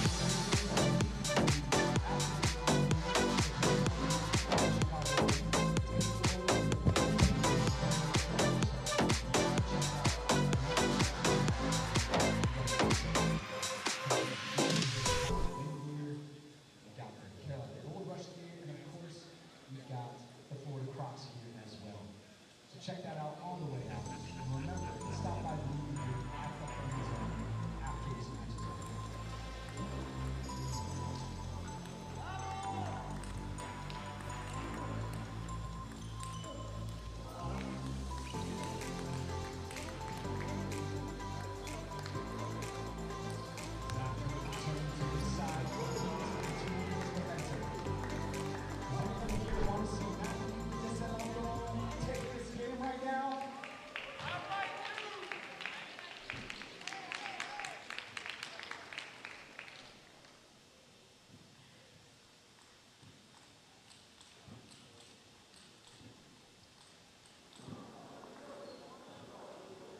over. All right, rubber game between Matthew de Santalan for the Revolution and Alex Kazaku for the Chicago Wind.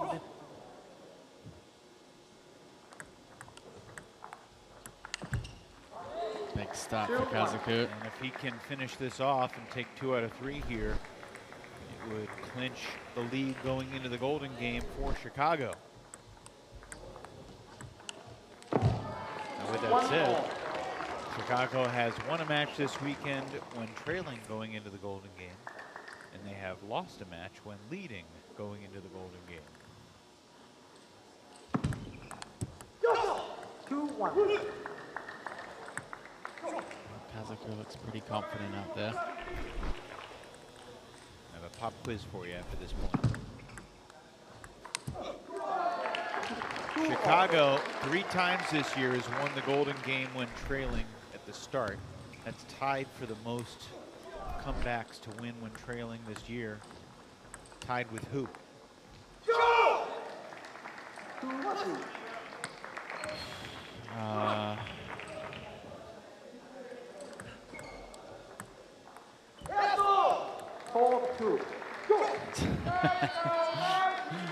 That's a good question. I feel like it's an East Division team. You would be incorrect. Okay, that's good. Process of elimination. Let's go with Texas. You got it. 5-2, change end. Texas, like Chicago, has won 3 Golden Games where they started behind. Although not since November. They did it back-to-back days in Pleasanton. Amy Wong finishes it is a famous phrase that has resonated in the MLPT universe. 2-6. They did it against Seattle, went down 1-0. They did it against Portland, went down 3-0. And then back in September, they came back from a 3-0 deficit against Portland. Singles match coming up after this. Damien Provost against Jishan Liang. 2-7. Left-handed showdown. Well, you know what? I owe an apology to Frank Arias and the Crocs and to you. They also have 3 Golden Game comebacks. So I was right twice. I went with the East Coast team and Texas. I suppose.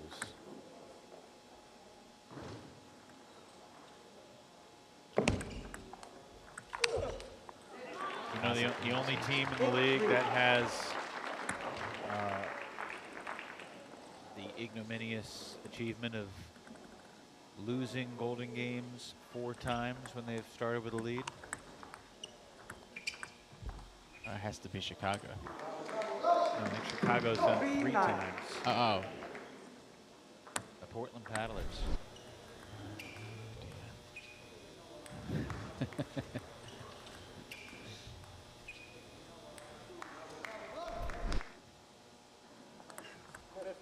Let 3-9. Quick net call from Calico. He's up 9-3 here.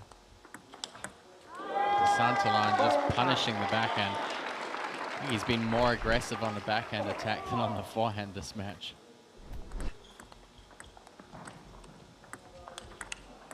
Ah. 10-4. Kazaku on the brink. A really nice day. Earning 3 points for his team in doubles alongside Emily Tan. And 2 points in singles over Matthew DeSantoline. I'm sure he would have loved to have all 6. Can't complain too much though. 11-4 demolition in game 3. We got 1 more singles match left in the East Division's regular season. And it should be a good one. Damien Provost versus Jishan Liang. Coming up in 60 seconds. Right after the singles match, we got into the golden game. Never lost the golden game. 1 single game is 21-1. And it's not one by 2, it's just a first 1-21. You're going to see the entire team square off against the other team, and each player rotates in every 4 points. That single game is worth 6 game points. Meaning, right now, Chicago Wind is up 7-4 in games today through this match. They could easily win the entire thing if the Princeton Revolution can win the golden game. The Revolution is down by 4 game points. Let's see the next match and turn the tables. Next player, come forward, please.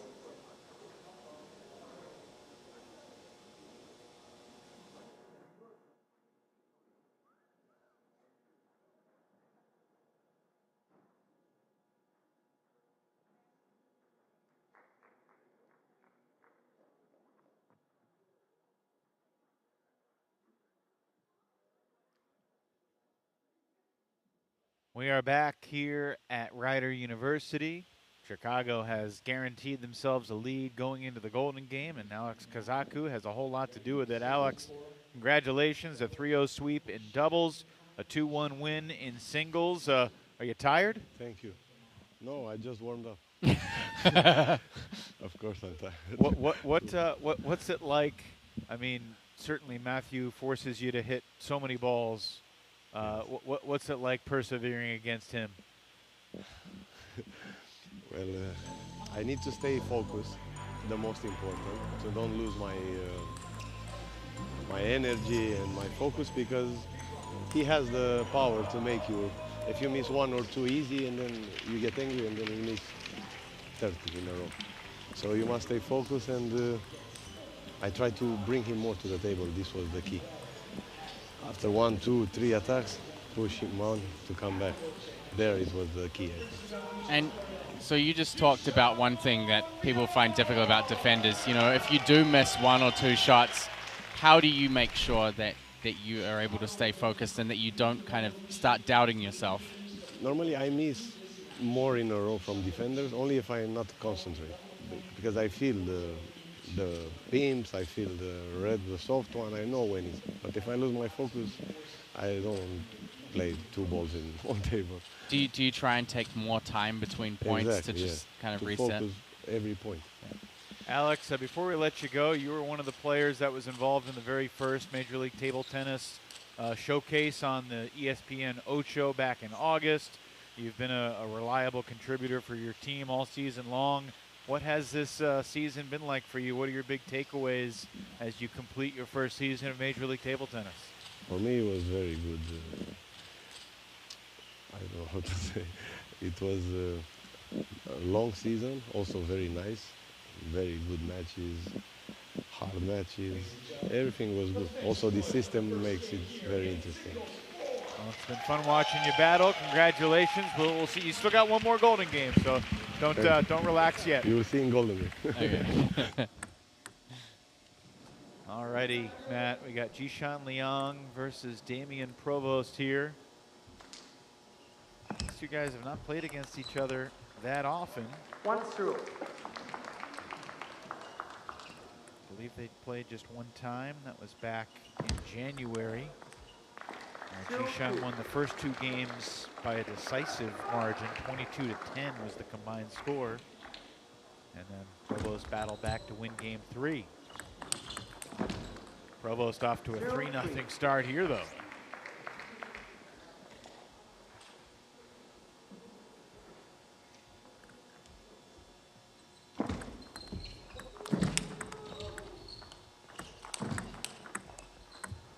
Nothing now for Provost. See if I can go way back and look at their head-to-head at events across the US. 4-0. Could be a tricky one to find, but we'll see how I do. 5-0 in favor of Provost as Jishan overheats that forehand.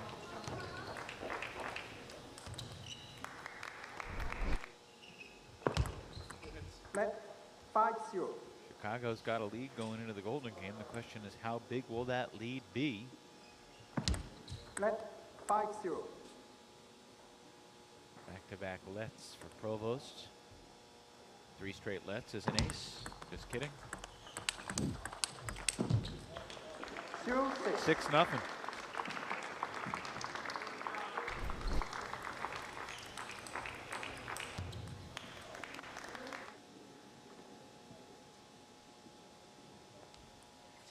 I was going to say we're not used to seeing Jishan behind, but of course that's not true because he was behind 8-1 in his first game of the weekend, and he won the game with 10 straight points. So I'd be surprised if Jishan came back, but we've seen him do it before, and perhaps the comeback has just begun.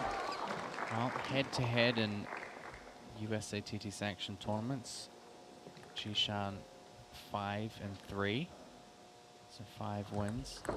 All 4 of their last 4 appearances against each other. Obviously, one of them, as he said, MLTT Broward. A couple of Westchester Opens 2023 and 22. Before that, all 2014. That's a decade ago.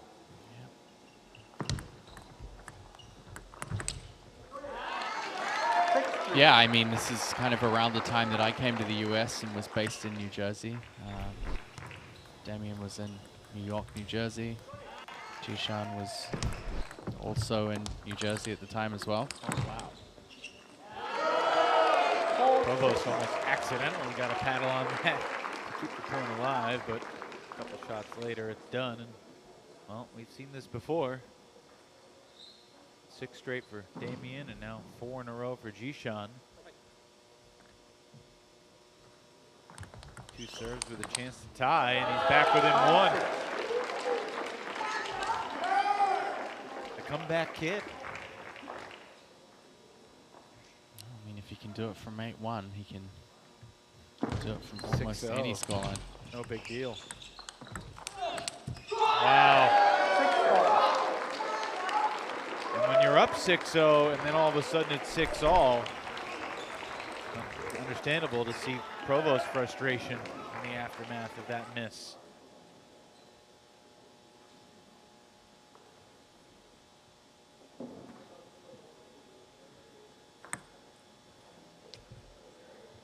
I think stylistically, Jishan should have a slight advantage here. Go that much power against a soft player is it's going to be tough if Damien can't stop Jishan from teeing off.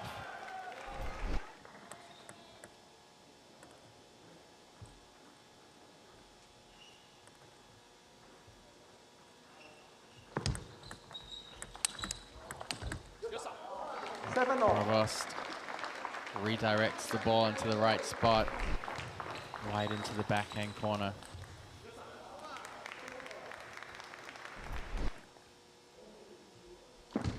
Let 7-0.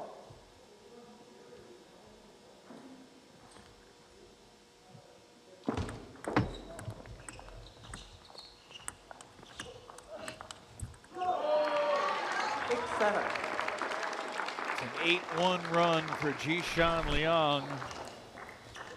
He's got an 8-7 lead.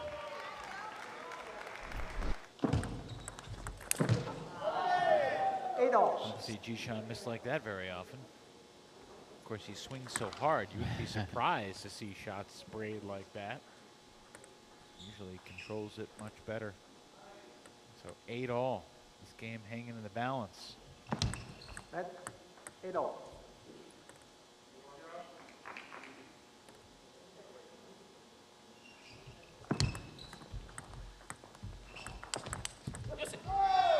Provost back in front.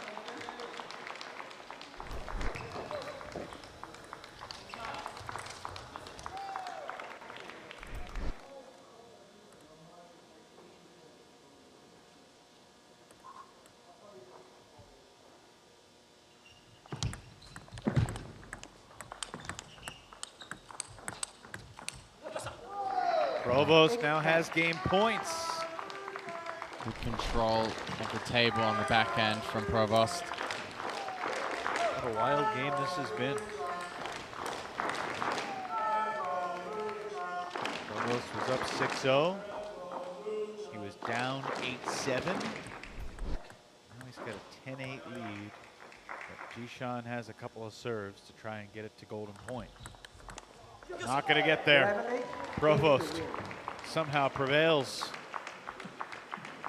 Roller coaster ride, that opening game of this this fourth singles match. Provost takes it 11-8.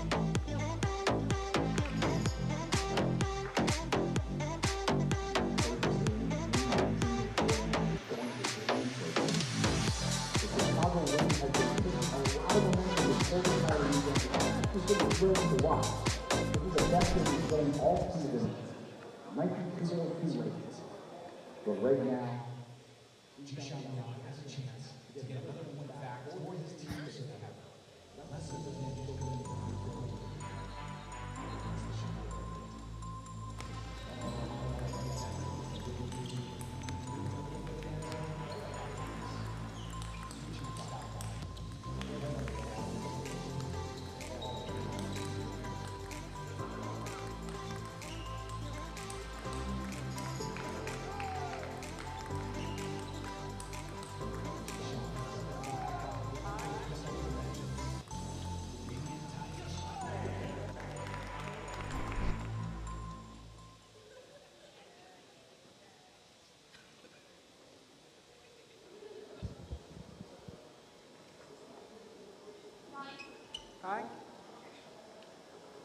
So Damian Provost gives Chicago a 9-4 lead here.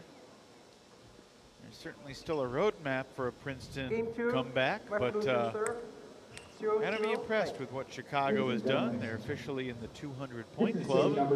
Welcome. Matt, do you remember when you got your 200th point? In the fantasy league? Yeah. I think we're still waiting for Sean to join that club. Savage. Absolutely savage. Jishan has to get a good start here in the second. Definitely had momentum in the second half of the first game, but it's pretty tough to turn things around when you start down 6-0.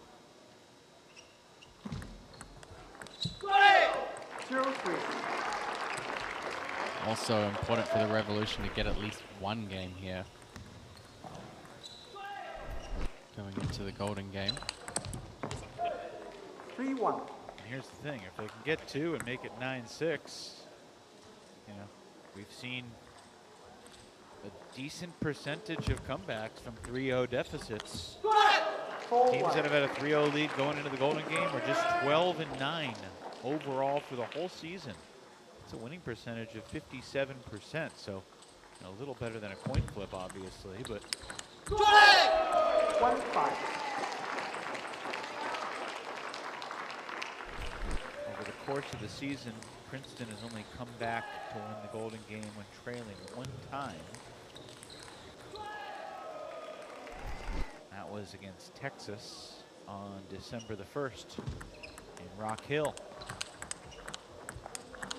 That was on an ultimate golden point. Oh, Provost. Stays in control. And then whips the forehand.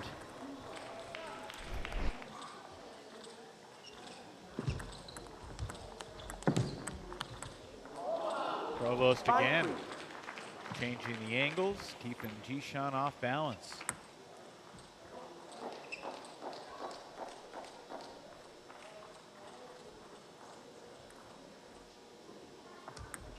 Obviously, they're both lefty.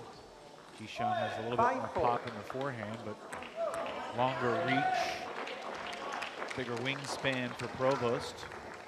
How can he turn that into a big advantage here? I mean, he's very good at varying the pace on the backhand. So on that backhand to backhand angle, he's really strong.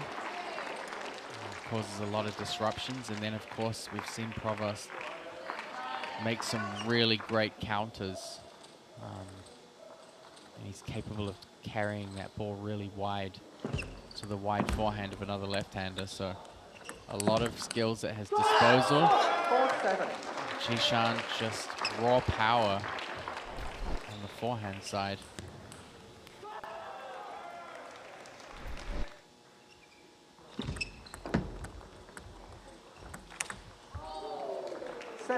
With authority there. Jishan-esque with the power.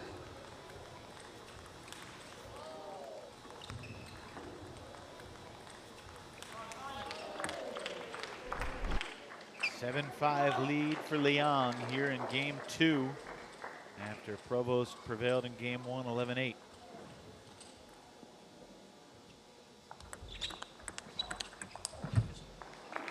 Damian's back within 1.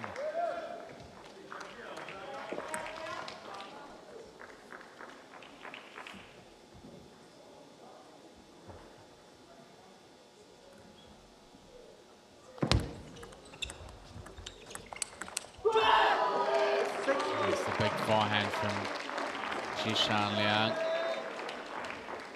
By the way, at this exact,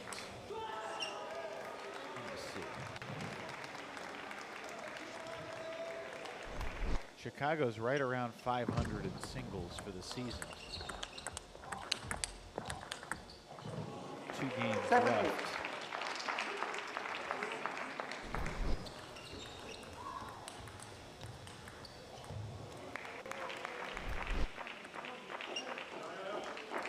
Just to clarify, by 500, you mean 50-50? Yes. 50%. I mean, they started the season with a Chicago was solid in singles, up through the cross division. Only East Coast team with positive singles. Well, actually had the best singles record out of the East Division teams. Doubles and golden games are where they fell short, though. Big swings from Jishan Liang and a eruption of a Cholet to set up game point.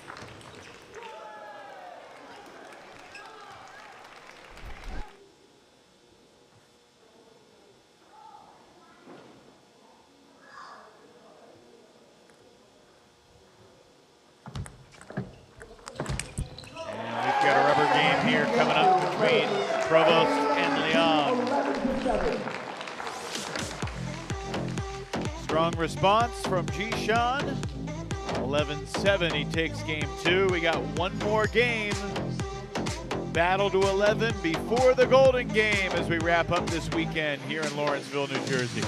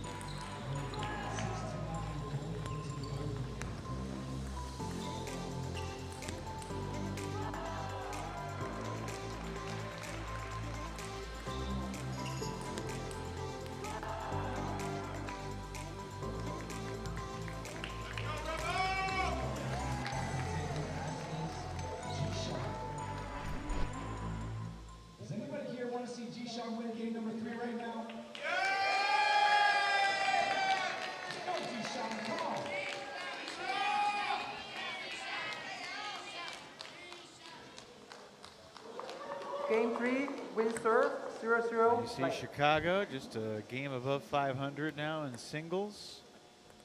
Provost needs to win to give the wind an above 500 singles record for the season. 0-1. Jishan trying to limit the damage and make it just a 3-point deficit going into the golden game.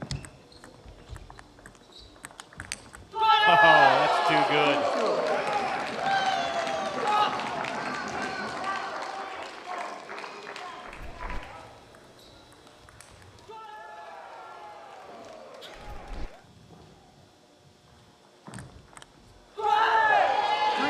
Nothing lead for Leon.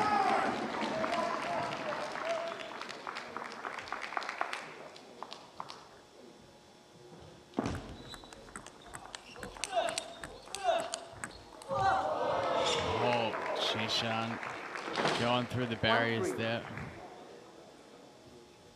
Provost with the extremely wide angle to the forehand. Right into your living room.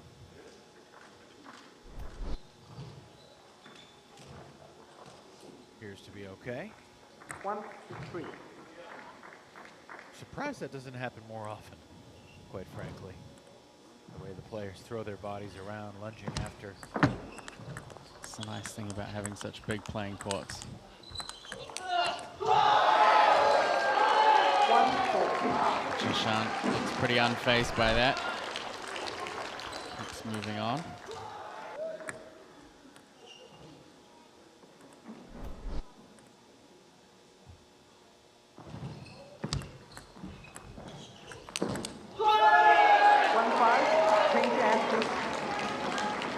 Players will switch sides with Liang in front, 5-1. A decisive start here to game 3.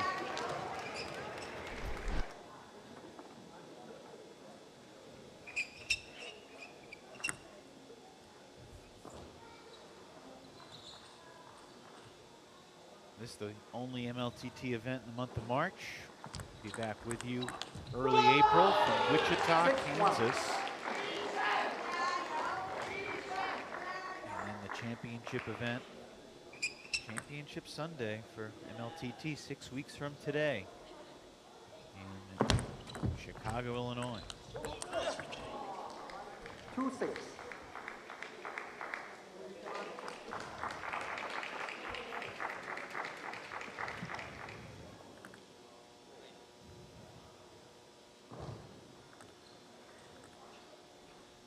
Matt, you're running out of time to declare who you think is going to win the whole thing.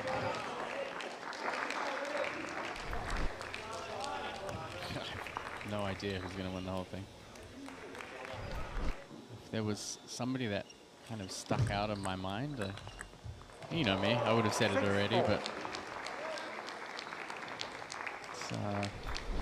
it's pretty difficult to call.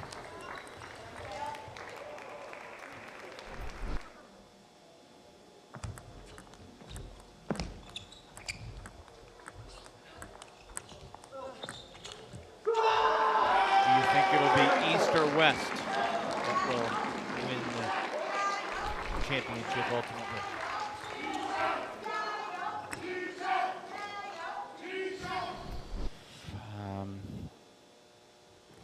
You know what? Because I've been the East Division commentator, I'm going to say East. I think this is my neighborhood. 5-7.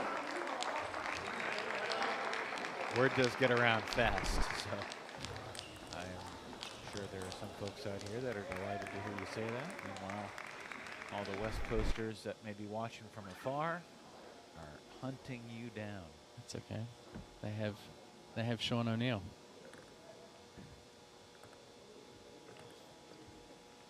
Look forward to being back with Sean in Wichita in a few weeks. We will miss you. Provost has battled back here. He's within one. Meanwhile, reminder, top two will come out of the West. They each have 3 more matches left. Paddlers 5 points out of first, 9 points clear of Texas for second.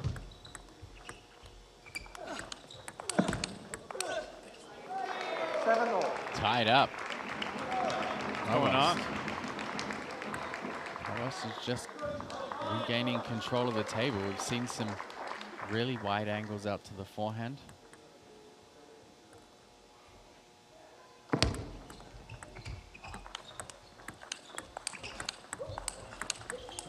Oh my goodness.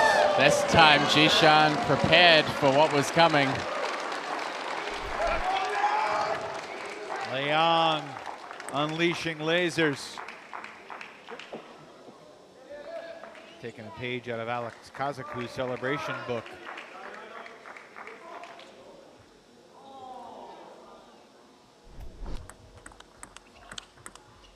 Eight all. Provost again capitalizing off the backhand-to-backhand exchanges.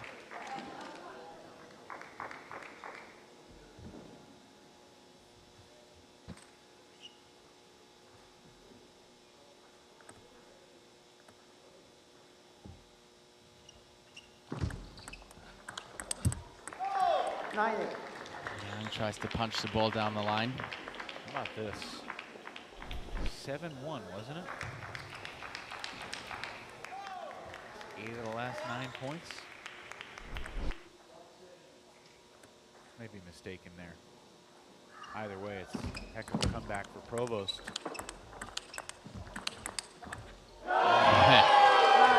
Jishan sticks to his guns, holds the backhand side. Provost probably had a good chance to play down the line there.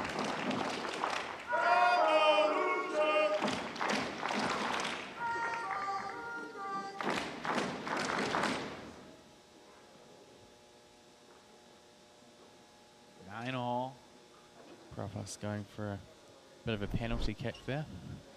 9-all. 2 serves for Leong. Long and fast. Bit of backspin. 2 game points for Liang Jishan.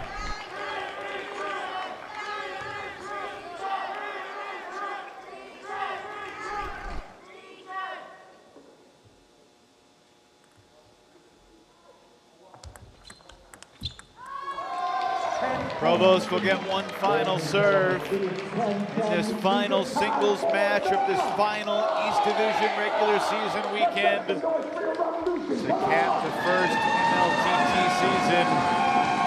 10-all, golden point.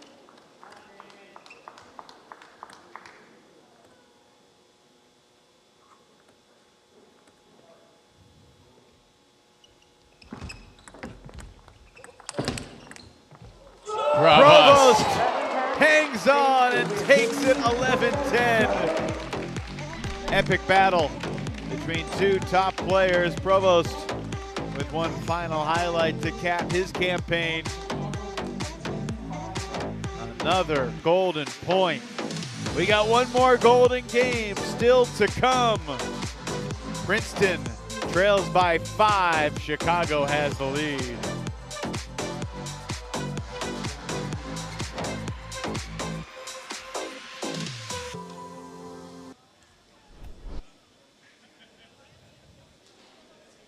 That's big for Sean O'Neill's fantasy team against mine.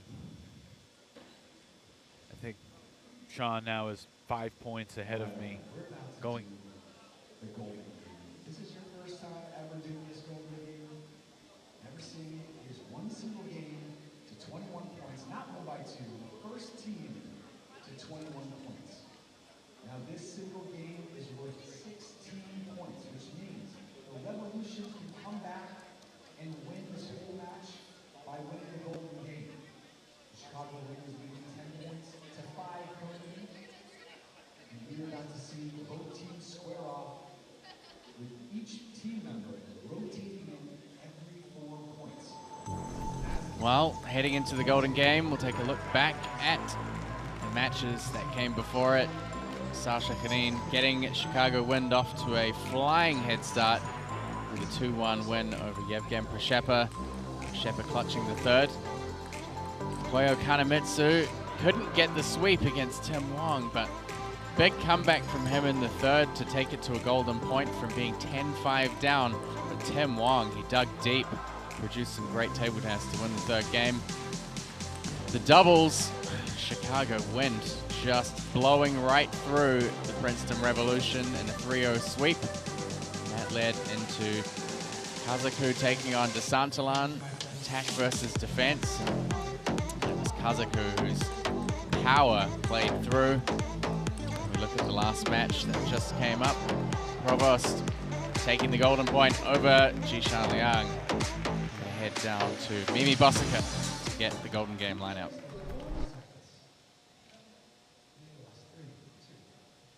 We are back and we are ready for the golden game, and I am thrilled to introduce the Vice President of Competition. Please welcome Mimi Bosaka. Thank you, Ryan. Okay, so here we are at the golden game. Chicago Wind currently leads against the Princeton Revolution 10-5, which means Chicago will begin with a 5-0 lead. Princeton, you have the first choice for your player, and you'll get the serve as well. Koyo Kanemitsu. Koyo Kanemitsu as the first player, Chicago. Emily Tan. Emily Tan is the first on Chicago. Then I'll go Damien. Damien Provost, second to go for Chicago. Princeton. Yevgen Prishepa. Yevgen Prishepa going second for Princeton. Who will go third? Jishan Liang. Jishan Liang will go third. Coach in Chicago, third for you.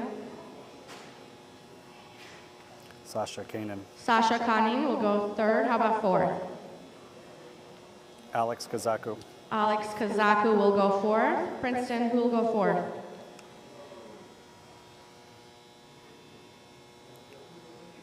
Angela Guan.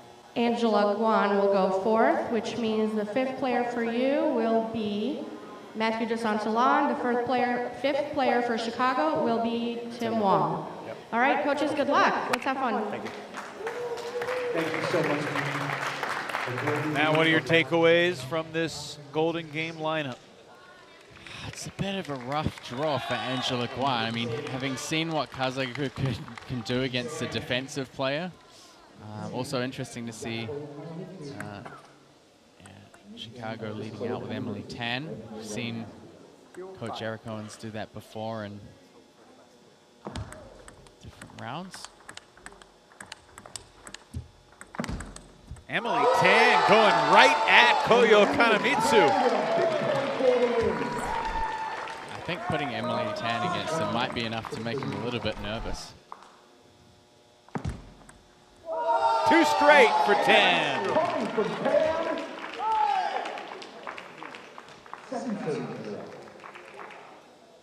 Emily, very focused. And she wins all three. It's a mini golden sweep for Emily. 8-0 win. An 8-point lead. Stepping up for the Revolution, 0-38. That's certainly not the start the Princeton Revolution were hoping for at all. Przeszepa versus Provost. Princeton's on the board. That puts the Revolution on the board. 139.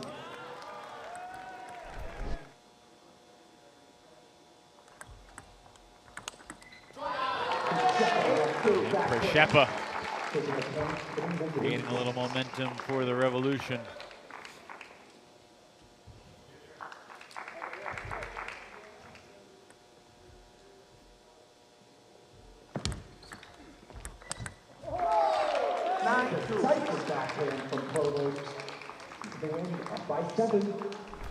Chicago Wind looking to break into the 10-digit scoreline here. 9-2 in the lead. Przeszepa. That's 3 out of 4 for Yevgen. Up next, Hanin versus Liang. Sasha took 2 out of 3 over Przeszepa. Liang lost that golden point moments ago. Dropped 2 out of 3, but he gets the first point here. 4 of the last 5 now for Princeton. And Liang has the Revolution back within 4.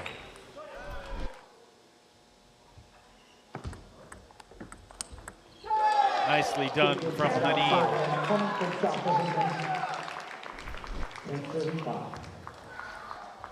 Princeton's things back to within that initial 5-point deficit.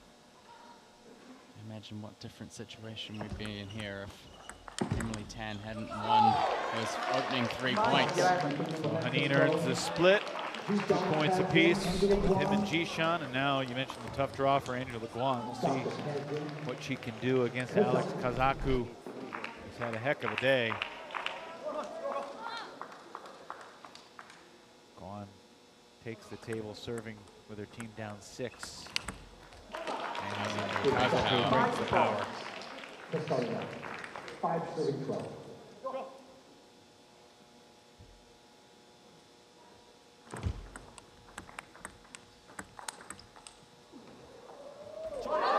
Angela claws a point. Long pips for the backhand attack. Sets up the forehand, and man, did she hit that wide to Kazaku's backhand.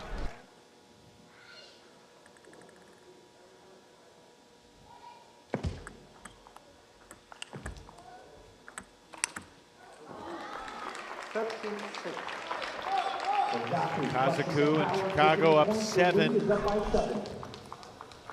be Tim Wong and Matt DeSantalan to the table next.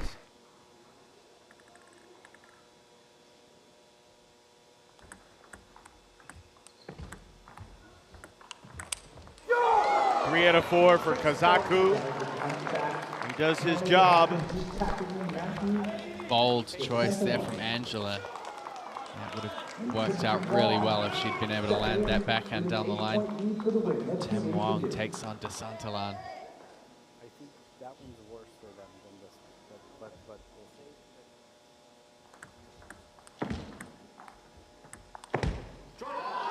And DeSantalan chops empty.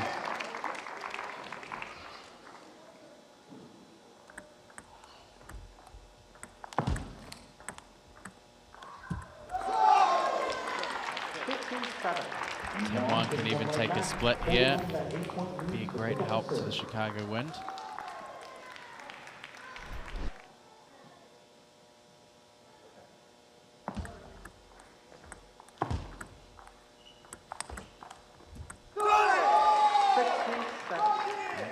Guaranteed at worst a split. Timeout Princeton. Last timeout of the Golden Game. just go through his backhand. Well, we take So this he's time out. starting your Just wanna backhand remind you, because he right doesn't after the like to Golden work Game, against the spin, you know. So you go deep backhand, wait, and you just defend. Against him, you don't need to attack so much, you know. He should make mistake by himself. Okay. Princeton Revolution. Come on. Time is up. Let's go. Back into it. Quick and direct. Matthias Habasson with his message. 16-7. One more point for these two players.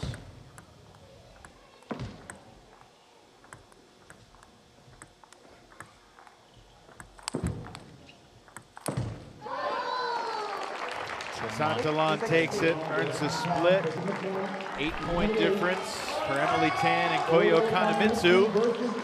Emily won the 3 points earlier, now they'll play 4. Koyo puts the first one away. Emily knew when she popped up the return to expect something like that. Mischievously smiling Yevgen Preshepa and Jin Shen Wang behind. I did notice after his singles match, Koyo was nursing his right side a little bit. Too good. Strong response from Kanemitsu. Looking a little bit more settled in this sequence. Emily Tan, though, does take the final point of the foursome. 3 out of 4 for Koyo, but it's a 6-point game. Provost with a golden sweep could finish it. Princeton needs Preshepa to win at least 1 point to get Jishan back to the table. Certainly a very stern-looking Matthias Habasson there. The rest of the Princeton bench greeting Koyo with a few chuckles and a few smiles. Preshepa with the error into the net. Provost with his final 2 serves of the season. Eric Owens is so far away from his bench right now. You can see him there in the background standing by the flag.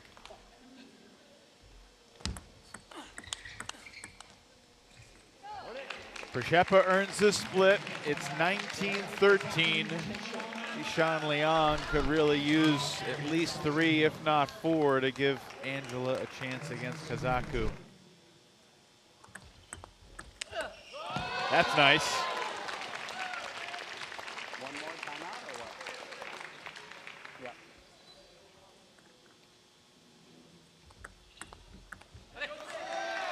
Jishan misplays it, and now we've reached match point for Sasha Hanin and Chicago. Jishan rips it down the line.